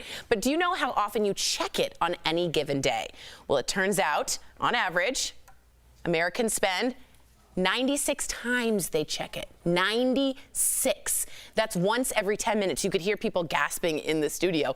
That's up 20% from research conducted just 2 years ago. Not surprised? Well, you both are on this new, well, you're not new, but this kick of I don't need my social media, my phone. You guys are very, very disciplined. Yeah. Well, quickly on that, please. If you look at something all day that's negative, your mind is going to go there. You're going to think negatively, right? If you're looking at something that's positive, I'm the guy who has to listen to positive things in the morning, do positive things for my body, my brain, and it gives me a positive vibe throughout the day. If I'm looking at negative comments, which we all do it, if there's 100 comments and there's one that's bad, we're always focused on that negative one. I figured, just take that out of my life. I don't want to see that. Look at pictures, have fun. But 96 times a day is excessive. Well, Jeff, you know, you're talking about social media, but when I thought 96 times, I didn't think about social media at all. I'm like, okay, I was just texting my daughter. She wants a new iPhone 13. We'll see about that. But also, hey, I need to get to the airport to pick up a friend. There's the GPS. You use, oh, let's order groceries. Oh, what time is the game on tonight? On Mountain Time. Oh, is that 5:20 or 6:20? Like all these questions that you're constantly going to your phone. Oh, I want to get labels. Where can I find the cheapest labels in bulk for your jardiniere sauce? So like all these things that you do, it's going to be on your phone. So you're going to look at it a lot because everything in your life kind of funnels down to that. If there was no social media, that number's cut to a third. You think so? Because what you just mentioned was 8 things. Right. Now you have to do it 90 more times. But you're gonna lose that time. Remember like when you used to get lost going places? Like remember that? When I used to bet yeah, Jeff, it's the house on the left. There's a red car in the driveway. Remember like finding houses? Remember maps? Yes. Not good for me. I don't even know what street I live on. People are like, do I go west? I'm like, I don't know. What are you? Put it in your thing. What are you, a sea captain? Go west. I don't know what you're talking about. All right, coming up on DBL. There are mountains that are west. You guys were just joking, and then I come in. If you have to turn left on a street, I don't even know what street. People are like, are you next to that highway? I'm like, I don't know. I'm near the highway near TJ Maxx. That's how I just go by. Yeah. Good to know. Well, Nicholas Sparks is here live. Are his best-selling stories really based on his own life? Our interview, hello, sir, is just 2 minutes away. Can't wait to speak with you. Nice bookshelf. I know.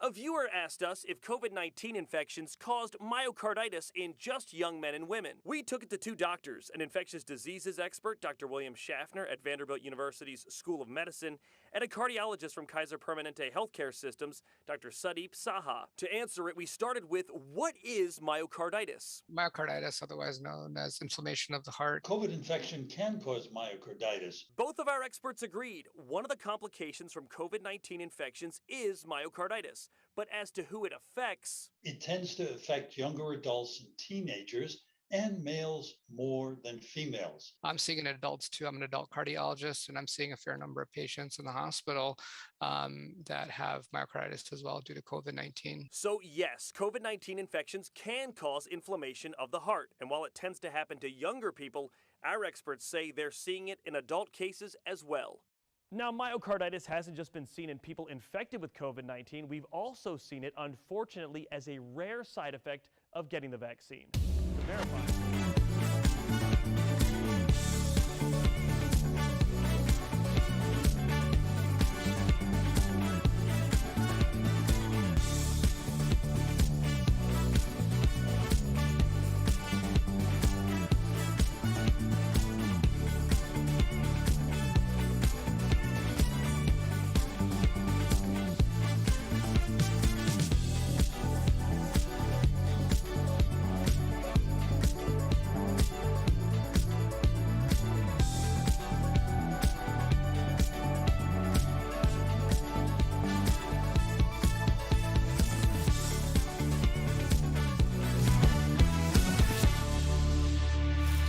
Welcome back to DBL. He has written some of the most iconic love stories of our time. Is it me? No, Al. Oh. And to be honest, when you heard me say love stories, who'd you think? Nicholas Sparks, am I right? I know I'm right. I know I'm right. Well, guess what? Nicholas joins us live on the show, and he's here to chat about his new book, The Wish. Welcome to the show, Nicholas. It is so great to have you. How are you? What's up, Nick? Nick.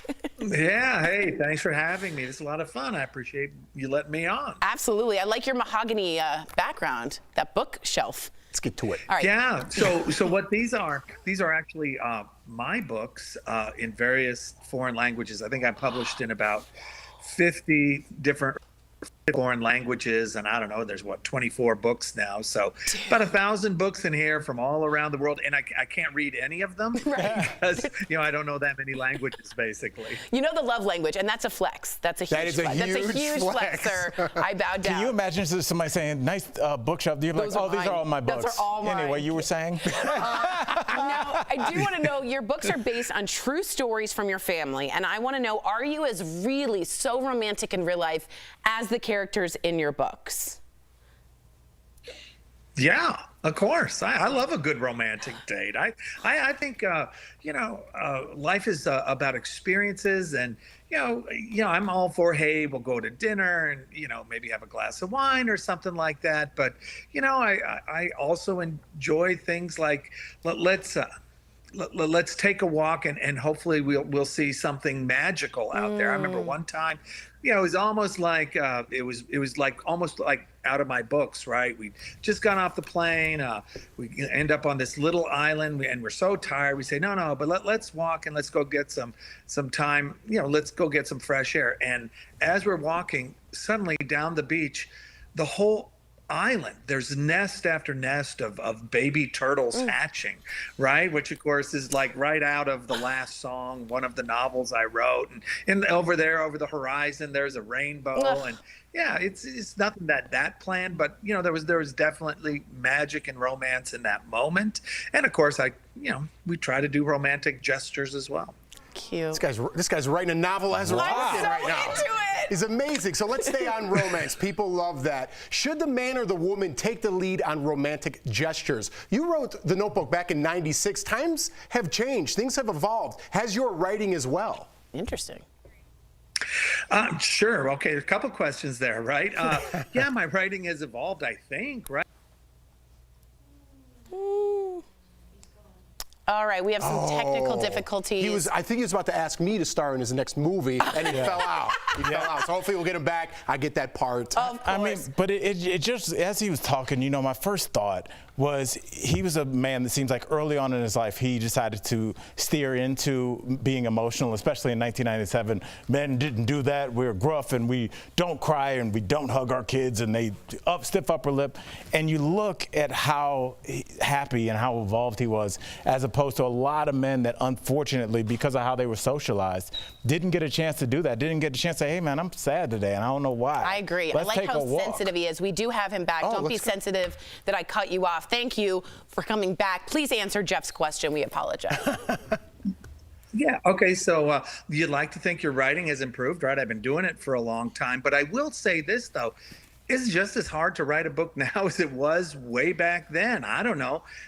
You try to always improve. So the challenge is just as high. I still rack my brain trying to come up with good stories. And as to the other question, romantic gestures, I think it works best when both people do romantic gestures. But really, often the best kinds of romantic things are just showing the other person that you're thinking about them when you're supposed to be doing something else, right? That's a good It's a call. text from work saying, hey, thinking about you, looking forward to seeing you, looking forward to a great dinner tonight. It's things like that, and I think... Oh. Hang in there. Hang in there. This is like a movie you don't I want to know, when we get it back, does he really believe that stuff? I think so. I think so. And when you write Like hold hands at dinner? Come on. Look, a lot of people are old school, and I will say that my parents have been married 50 plus years. Your parents have been married 50 plus. And your parents were married for a long time? About 7 years. Oh, okay. Yeah, you should have done me first. Yeah, my bad. Yeah. I'm just simply saying old school romance, I think, is classic and will never ever die. And when you write something like, for instance, The Notebook, and he's like, it's not over. It still isn't over. That hits on every level, every language, as you saw, everywhere, every age. Yeah, but I mean, listen, I love my wife. Do we have him back? He's back. Let's talk. Yeah. Okay, I'm going to jump in here, Please do, Al. Nicholas, because our viewers obviously love The Notebook, and if I don't ask this question, they will kill me. So do me a favor. We have a viewer here, and we're going to play your question now. Can you give me some tips on writing a love letter to my husband? Yeah, I can. Okay, the best way to write a love letter is to set the scene. Where are you? I'm in the kitchen, at a table. The sun is going down, the sun is coming up. It's a cup of coffee beside me, a glass of wine beside me. You know, I find myself struggling for words. It's always a great line because it's hard to capture everything that I'm feeling in this moment. Okay, there's a wonderful opening first paragraph, and then you go on. You Say, had when I me. close my eyes, and then go into some very specific memories that you share, just the two of you. You know, it might be something about your honeymoon or the birth of a child, or just a quiet night where she was crying or he was very upset, and you comforted each other. And you just kind of replay these moments and make them personal and explain why they meant so much to you. Do that for a few paragraphs, then consider yourself lucky. Tell them why you're lucky. Thank them for being with you, and then that is one heck of a love letter. Bravo, sir. Whoa. I just fell in love. Man, I'm going to slide in those DMs. We better watch out, Nick. Oh, Nicholas, I'm so sorry about our technical difficulties, but thank you so much for chatting with us. And thank you, Sandy, for submitting your question. We'll be sending you a copy of Nicholas's new book, The Wish, by the way, which is available now at any bookstore. We are all feeling the romance. It's not over, Nicholas. It's still not over. You have to come back, brother. That was awesome. That was amazing. Bye, love. Thank you. Thanks. We'll be right back. Promotional consideration is brought to you by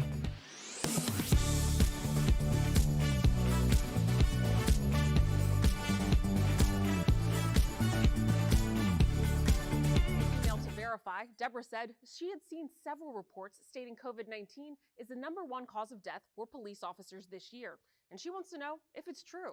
So Deborah, let's verify. Is COVID-19 the leading cause of death for on-duty law enforcement officers in 2021? Our sources are Tony Whitmire, Chief of Police for the Lake City Police Department in Georgia, Chris Loftus, Director of Communications for Washington State Patrol, and 2 nonprofit organizations that track law enforcement line-of-duty deaths in the United States. Deaths tracked include correctional officers, military police, sheriff's deputies, and officers working in federal agencies with the authority to make an arrest. The Officer Down Memorial page considers COVID-19 the cause of death when it's determined an officer contracted the virus as a direct result of their duties. Police Chief Tony Whitmire said his department lost 2 out of a 16-officer department to COVID-19 within 5 weeks. I've been in this business a little over 40 years, and I don't know that anything has affected law enforcement like this has. Just because the pandemic was here and folks were isolating and not going to work and all those kinds of things, didn't mean that we still didn't have calls to answer and people that needed help. Eric Gunderson, a Washington State Patrol detective, lost his life to COVID-19 while he was traveling for work. We cannot isolate ourselves. Our business is the people's business. Detective Gunderson's loss has just made it that much more real to us because it's not just a statistic or a name on the news. It's a person we know. As of September 29th, there have been 316 line-of-duty deaths in 2021. Of those deaths, nearly 2/3 have been linked to officers contracting COVID-19 while on duty. So we can verify this as true. COVID-19 has been the leading cause of death for an on-duty law enforcement officer in 2021. And the virus was also the leading cause of death for police officers in 2020. With your Verify, I'm Ariane Till. Don't miss a day of DBL. Bold debates. Enough! Get real. Hot celebs. Happy 5th anniversary. That just sounded weird, actually. And all the laughs. Okay, I'm done with this. DBL is always all new every day.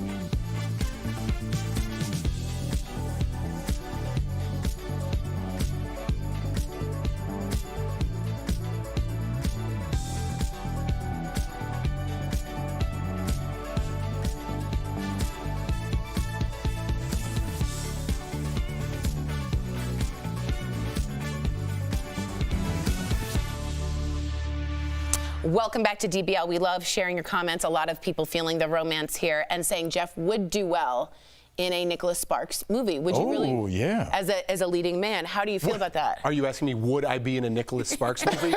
Yeah, I would have to think about it, but I would lean towards find yes. the time. Do you guys both watch The Notebook and both fall in love like many of, and I don't mean to be normative, gender normative, but a lot of females did? I didn't see it. You didn't see it? No. It's cute. It is cute. I mean, how could you not? I was a touring comic at the time. Like, I didn't... A Walk to Remember? If He you wrote don't that as cry, well. you're made of stone. I think I didn't watch those because I know I probably would, and I don't think I was comfortable crying then. That's probably why. That's probably why. If you're leaving us now, you can watch the second half of the show online, but if you're sticking around, here's what's coming up. This man wants white families to have the talk, how he's bringing conversations of white privilege and racial injustice into every single household. And actress Emily Ratajkowski accuses Robin Thicke of sexual assault in her new book. But was this the right time and place to call it out? Talk to us.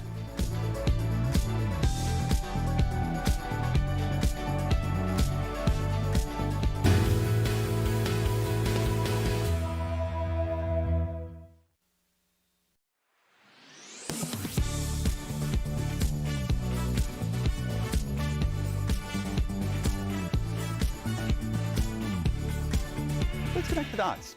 This is all part of the Postal Service's new standards. USPS says 61% of mail will not be impacted by these changes. So what does that mean? Single-piece mail, so things like letters and bills that are traveling within the same region will still arrive within those 2 days. The Postal Service estimates that if you're trying to mail something less than 900 miles away, it will still get there in about 3 days. Items traveling further distances will take longer, up to 5 days. This is because the Postal Service is now relying more on ground transportation and less on planes. Ultimately, yes, it means it's cheaper for them. It also means you need to plan ahead. Mail things early, especially as we head into the holiday season. And that is connecting the dots. Don't miss a day of DBL. I am here to receive said gift. Bold debates. Come on now. Enough. Get real. It blows my mind. Hot celebs. Happy 5th anniversary. Love a suit, by the way. Thank you. Seriously, Al, give her a break. That just sounded weird, actually. And all the laughs. That's Erica feeling it. Okay, I'm done with this. I'm done. DBL is always all new every day.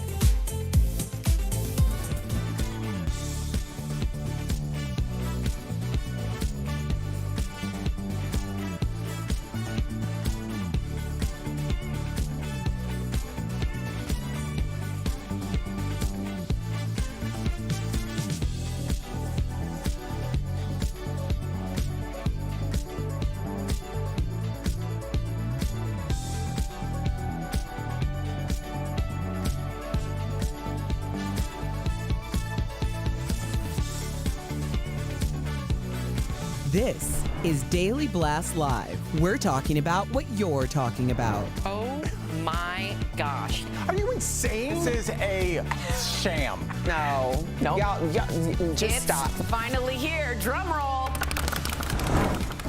Woohoo! Welcome to Daily Blast Live. I'm Tori here with Jeff and Al. I was continuing the drum roll. Yeah, I mean, the live version as well. That's went on for a exactly while. right.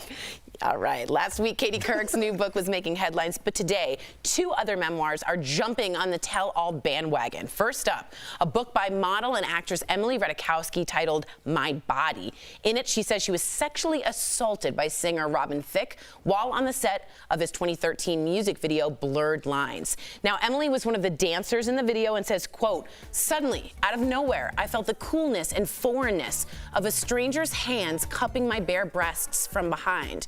Apparently, the female director did see the incident and called to stop filming, but Emily said she wanted to finish the shoot. And for all of you who didn't know, that was the edited video. The other unedited video, they're fully topless, including Emily Ratajkowski in that video. That's why he grabbed her bare breast. Yeah, she not was, to say it's okay. It needs to make but sense, to put a little exactly. That's why she was bare-breasted when he... With consent at that time. What do you think when you heard this? First of all, we also know Robin Thicke was very heavy drinking at this time and doing other substances. What did you think?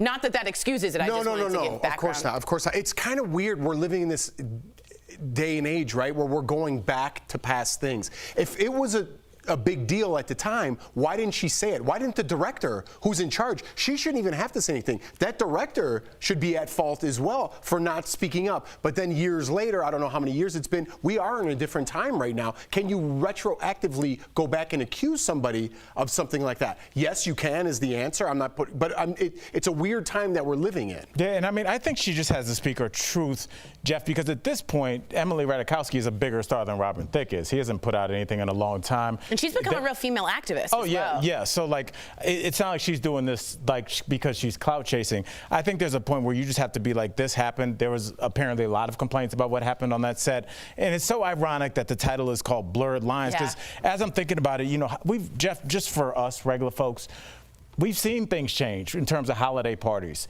The amount of drinking that has been cut down, the amount of interaction between co-workers has been cut down, because there were blurred lines. When you're drinking and partying, you might say something inappropriate, you might do something inappropriate, male, female, or however. And I think because there were blurred lines, am I at work or am I at a party?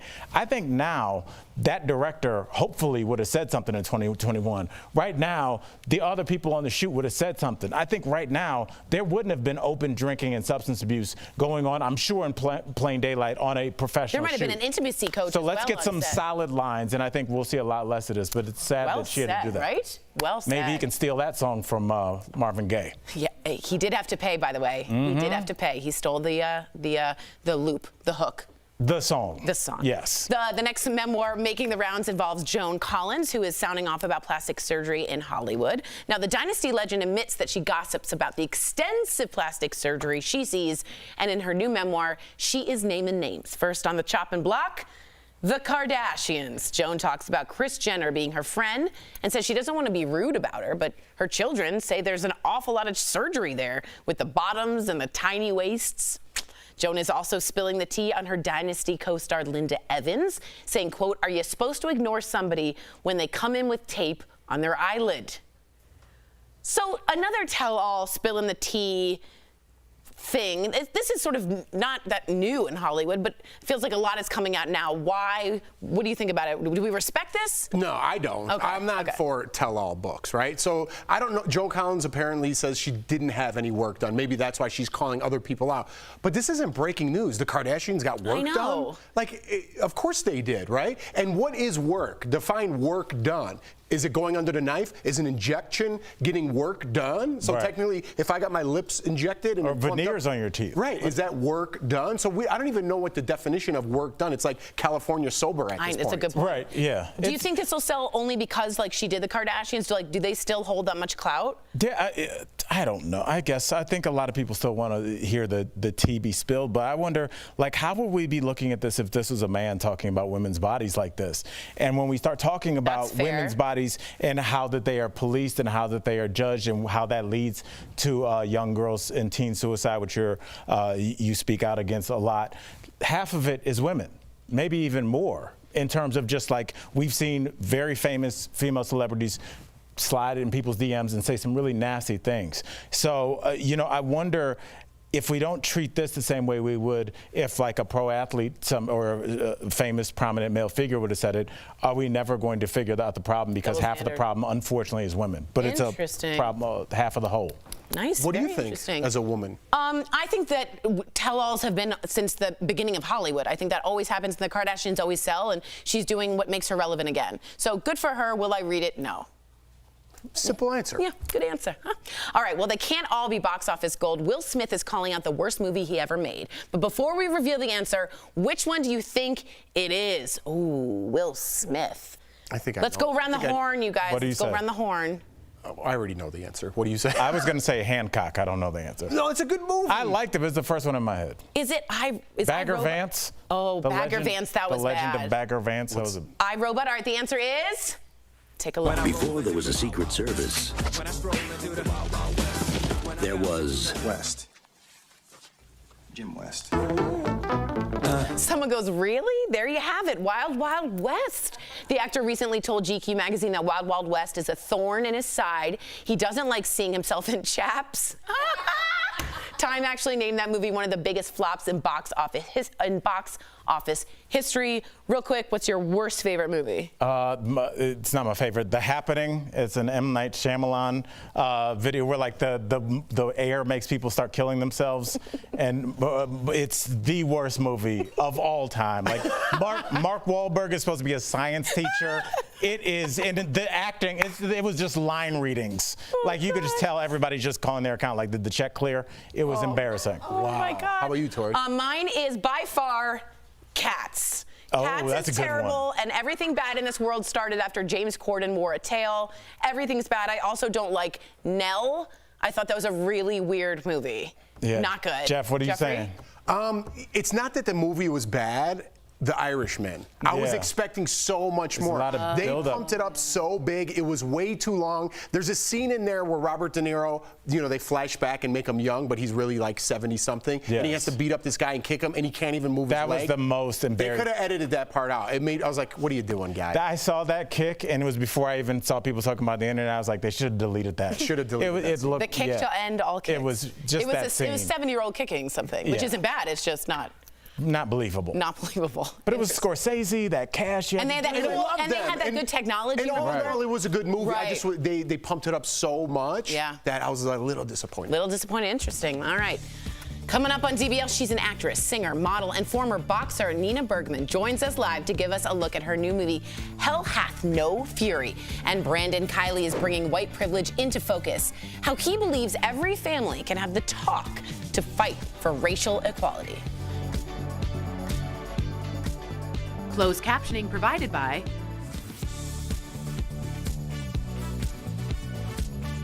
Okay, we're talking about how I thought The Happening was the worst movie ever. I remember sitting in the theater and it starts with like, there's something in the mist that's like, Is it M. Night? it's M. Night, and if you get hit with the mist, you start killing yourself. So like They people are jumped like off buildings. jumping off buildings, Yeah, I and remember like this one woman takes a pin out of her hair and like, stabs herself. And I was like, remember that. I was already like, I think I'm done here. Yeah. And then it was just like, And you always had to get the twist with M. Night. Like, remember Lady in the Water, or like all those. It was great, but then it got really weird, where the trees were evil, or like she's a mermaid. Have you seen, you know what? He had another one with the Joaquin Phoenix. That was not great, too. He started off with Sixth Sense. That was the best movie maybe ever. Well, then maybe that made it so that he's like, oh, there's got to be this big twist at the end of all my movies, because now that's what I'm known for. So has anyone seen Old yet? Does anyone see No, the I movie haven't. Old? I really want to see it. It looks good. We all think it might be the movie that brings M. Night. They're calling it his comeback, because really he's gone came out down. like 4 months ago. Yeah. No. Old is old. Old came out. Is it in the movies, or can I see it now? Right now. I think it came out a couple Well, months our ago. producer John we were talking about our worst movies before the show started, and he was like, it's like he thought it was a parody. Oh no. Like I guess it's bad, even though he said it looks cool. M. Night's kind of gone off the jump the shark. Because I like Signs. Do you guys remember Signs? Yes, I like Signs Remember too. that? And then I even liked, what was it? The Visit? What was He's done a lot of Contact? movies. He's done a lot, and there's always a twist, and you're always like, it's never as good as The Sixth Sense. I was thinking the other day, could the Like Sixth Usual Sense Suspects good. exist now because there would have been so many internet spoilers. Oh, thanks, Bubba. That like you would know before you got to the theater. I put out this tweet one time and I said, I can't wait to get old and lose my mind and not remember things so I could watch The Sixth Sense again and be surprised. I'd be surprised. No, as a memento. No, memento when he doesn't remember short-term Did you not memory. get my joke? I did get your You just joke. ignored it to talk.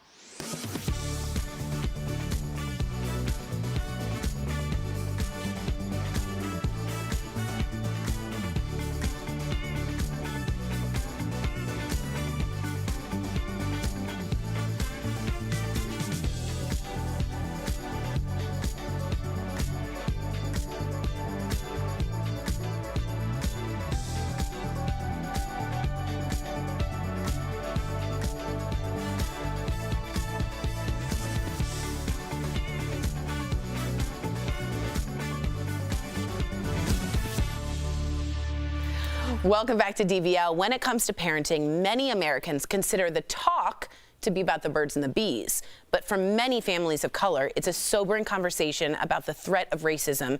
And now there's The Other Talk. It's a new book sparking conversations about white privilege. We caught up with author Brandon Kiley in today's DBL Spotlight. Brendan Kiley, welcome to DBL. So racism and the idea of white privilege, we talk about it a lot, but it can be really uncomfortable to talk about. But it's an important conversation that we really look forward to having with you. Now, your book is called The Other Talk, Reckoning with Our White Privilege. I want to know what inspired you to write this.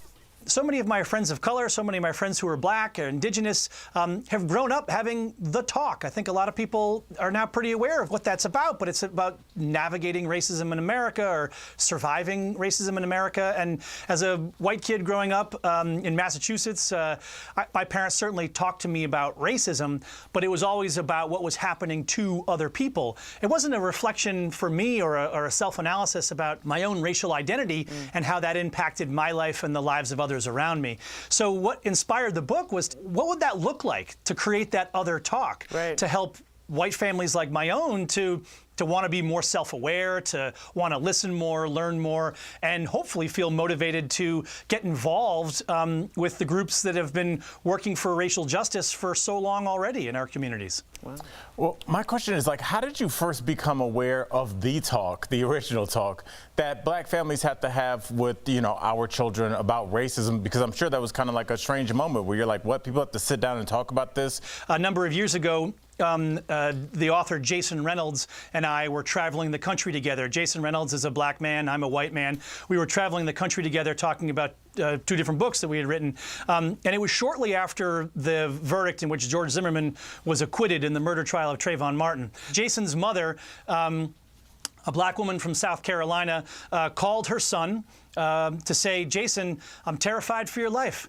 I'm terrified there might be a George Zimmerman out there for you while you're traveling this country. And my mother didn't call me, right? And I love my mother loves me, and you know, but it would never occur to her to have that same kind of fear. That distinction right there is exactly what we're talking about when we reference what Dr. Martin Luther King Jr. said in 1968 when he spoke about two Americas living side by side. Jason went on to tell me in our travels about the kinds of talks that he had with his mother growing up, the talk. And it made me very conscious about the talk that I didn't have. Brendan, I certainly appreciate that. What is the conversation that you feel that white families should be having about race and privilege? The talk about how I wasn't made to reflect on what was my America in that scenario of two Americas. What was it like for me to interact with the world with the advantages that come with, as we call it, white privilege? That's stuff for me to wrestle with and for me to be aware of and to have a language to describe so that if I want to help participate in all the action that's out there to try to help make the world fairer and more just, I need the language to talk about what my role is in that and what my life is like in the context of all this. If I had the language for that, I might have been able to do more and participate more in breaking that down, even at a younger age. So for me, that's the model for the other talk, is that families, I don't claim to be an expert, I claim to be a fallible human being. And I think by sharing very honestly, moments from my own life where I wish I had known more, that's what I can do with my own son. So important. All right, Brendan, thank you so much for joining us. DBL Nation, I'm looking straight at you right now. Pick up a copy of this book. It's The Other Talk, Reckoning with Our White Privilege, where all books are sold, or visit simonandschuster.com. Thank you for giving us the language. We'll be right back. Thanks, Brendan. Thanks, Brendan. Thank you so much. Thank you. Hey, everyone. Today's an exciting...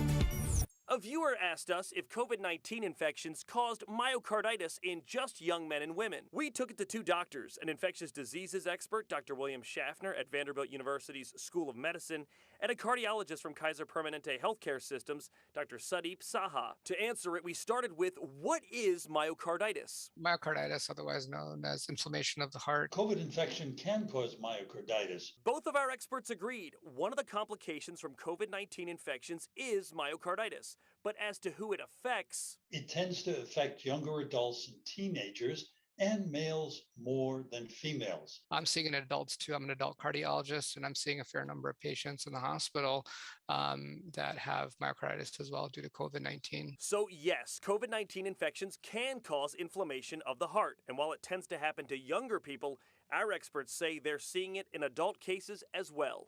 Now, myocarditis hasn't just been seen in people infected with COVID-19. We've also seen it, unfortunately, as a rare side effect of getting the vaccine. To verify.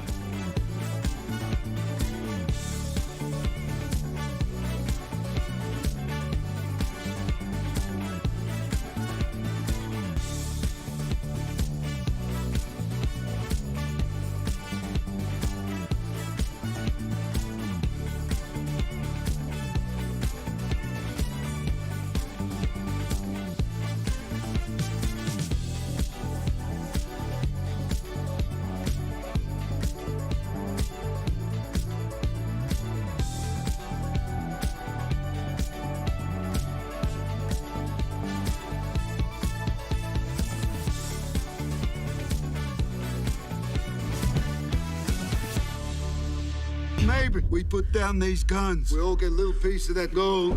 We got a deal? No more deals. Power women, badass women, nice. History repeats itself, which is why movies bring awareness to our past are so important. Our next guest plays a French resistance fighter in the upcoming World War II film Hell Hath No Fury, based on a true story. Yes. Please, everyone, welcome to DBL, Nina Bergman. Hey. Nina, you look badass. All right, the trailer was very intense. Was it as intense on set as it was that we saw in the trailer? Is it that intense on set? Well, it was that intense, but not as actiony and guns and stuff. You know, it's intense because it's about, you know, it's based on a true story about a resistance fighter who, back in those days, they were the unsung heroes. And a lot of those women would go and date Nazi officers to gather information, and my character did that. She dated the SS officer who killed my parents, and fell in love with him. Wow. Ooh. And then we saw and then we saw what we saw. So I think and then happened. And then it gets real. Okay. Yeah. So besides acting, you wear many hats, right? Your band actually toured with Meatloaf back in the day. Hell yeah. A lot of fans of Meatloaf up here. Tori's one of them. Yeah. Any Meatloaf stories from the road? Yeah, I mean, that was when I first started, and he took me under his wing. He normally has Pearl, his daughter, out on the road with him, but he gave me a chance, so it was my first big tour. And, you know, he was one of those artists that would, I mean, he works harder than anyone. You know, he travels with a gym on his bus. He has wardrobes. He would record the shows every night, and then he would listen back to improve himself. Wow. So, you know, for me, I learned a lot, like, by his perfectionism and how serious he takes his craft. And then on top of it, he fought for me. Like, you know, we did a show on Halloween, and I had no money. It was my first band, and I bought some sexy nurse outfits for my bandmates, you know, at Walmart. And the venue and everyone was like, no, you are not going out there, you know, 4 guys and you in sexy nurse outfits. And Meatloaf, they were going to not let me perform, and Meatloaf fought for us. And he was like, this is what she wants to do. Let her do it. It's my show. Meatloaf. You know? He's cool. He's actually a really cool guy. I have a lot of respect for him. You're pretty cool yourself, Nina, all right, because I don't know if you know, the character in Hell Hath No Fury is French, but that's not even one of the 4 languages. I'm going to repeat that again. 4 languages that you speak. Now, is there a trick to learning a language so quickly, like, to help me? Well, once you have 2 down, then the 3rd one is easy, and the 4th. But the key thing, I didn't have a lot of time to prep for speak French in this movie, and I don't speak French. So one of the tricks that I've learned is, you know, I'm from Denmark, I'm not American, and it's the placement. Once you learn the placement of a language, like Americans, they say, you know what I mean? The inflections, the sounds in between. Yeah, it's like Americans, you know, yours is actually very in the front of the mouth. So whenever I have to play an American, I would take like a cork from my wine bottle, I put it in my mouth, and then I would practice all my lines, because you guys move your lips and your R's, and your sound is very forward. You know, where, you know, French is more nasal, it's more up here. Danish is like down here in the throat. So you find the placement. And once you have the placement, you know, then I think that's the biggest part. Oh my then you can kind of wing it. Interesting. That is fascinating, the cork. And I need to know really quickly, what are the 4 languages she speaks? Please. Just Danish, Russian, Norwegian, and American. Just those. Oh, so we're the same. You're not. Yeah. Now, you're not. He knows nothing. Before you were an actress, this is a crazy story too. You were a ballerina and a boxer. So did these sports help you in playing action-packed roles? And I imagine a lot of football players actually practice ballet for the footwork. Am I right? Oh yeah, I mean, I got into boxing because my footwork was so good, and I had some aggression I needed to let out. Hence I sang in a rock band and play those certain parts. Yeah, no, ballet really helped, especially with this particular character, because it's in the 1930s, and the women, they sit differently, they move their hands differently, the gestures, back then were different. The way she walks, the transitions, the way she moves, and I believe, art is all about the transitions. So the choreography really helped me as an actor, when they tell you 10 things, go here, pick up this, look over your left shoulder, do that, move your arm here, but don't block the camera. You know what I mean? It's a little bit like that. And yeah, it's doing all those at once. Amazing. Thank you so much for joining DBL, Nina. That's amazing that all that choreography goes into it. Don't miss Hell Hath No Fury, opening November 5th. Is it amazing? It's amazing. I want to say amazing in 18 languages, but I just say amazing. We'll be right back. Thank you, my love. Thank you. Promotional consideration is brought to you by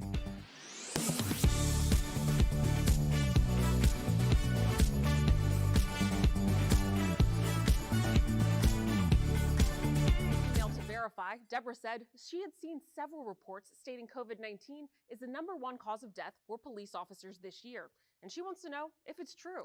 So Deborah, let's verify. Is COVID-19 the leading cause of death for on-duty law enforcement officers in 2021?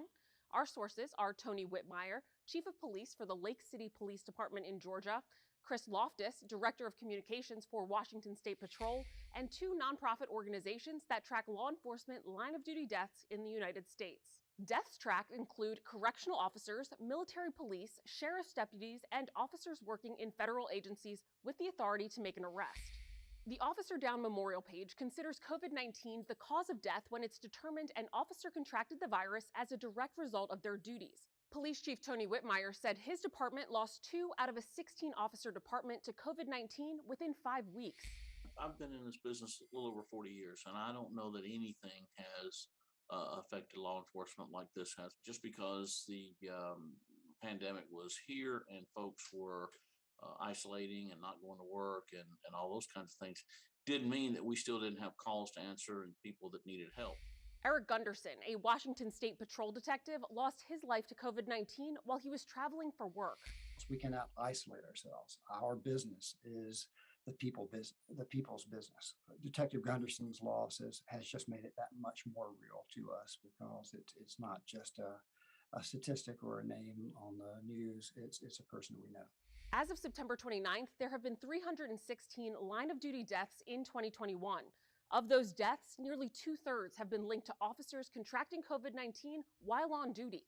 So we can verify this as true. COVID-19 has been the leading cause of death for an on-duty law enforcement officer in 2021. And the virus was also the leading cause of death for police officers in 2020. With your Verify, I'm Ariane Till. Don't miss a day of DBL. Bold debates. Enough! Get real. Hot celebs. Happy 5th anniversary. That just sounded weird, actually. And all the laughs. Okay, I'm done with this. DBL is always all new every day.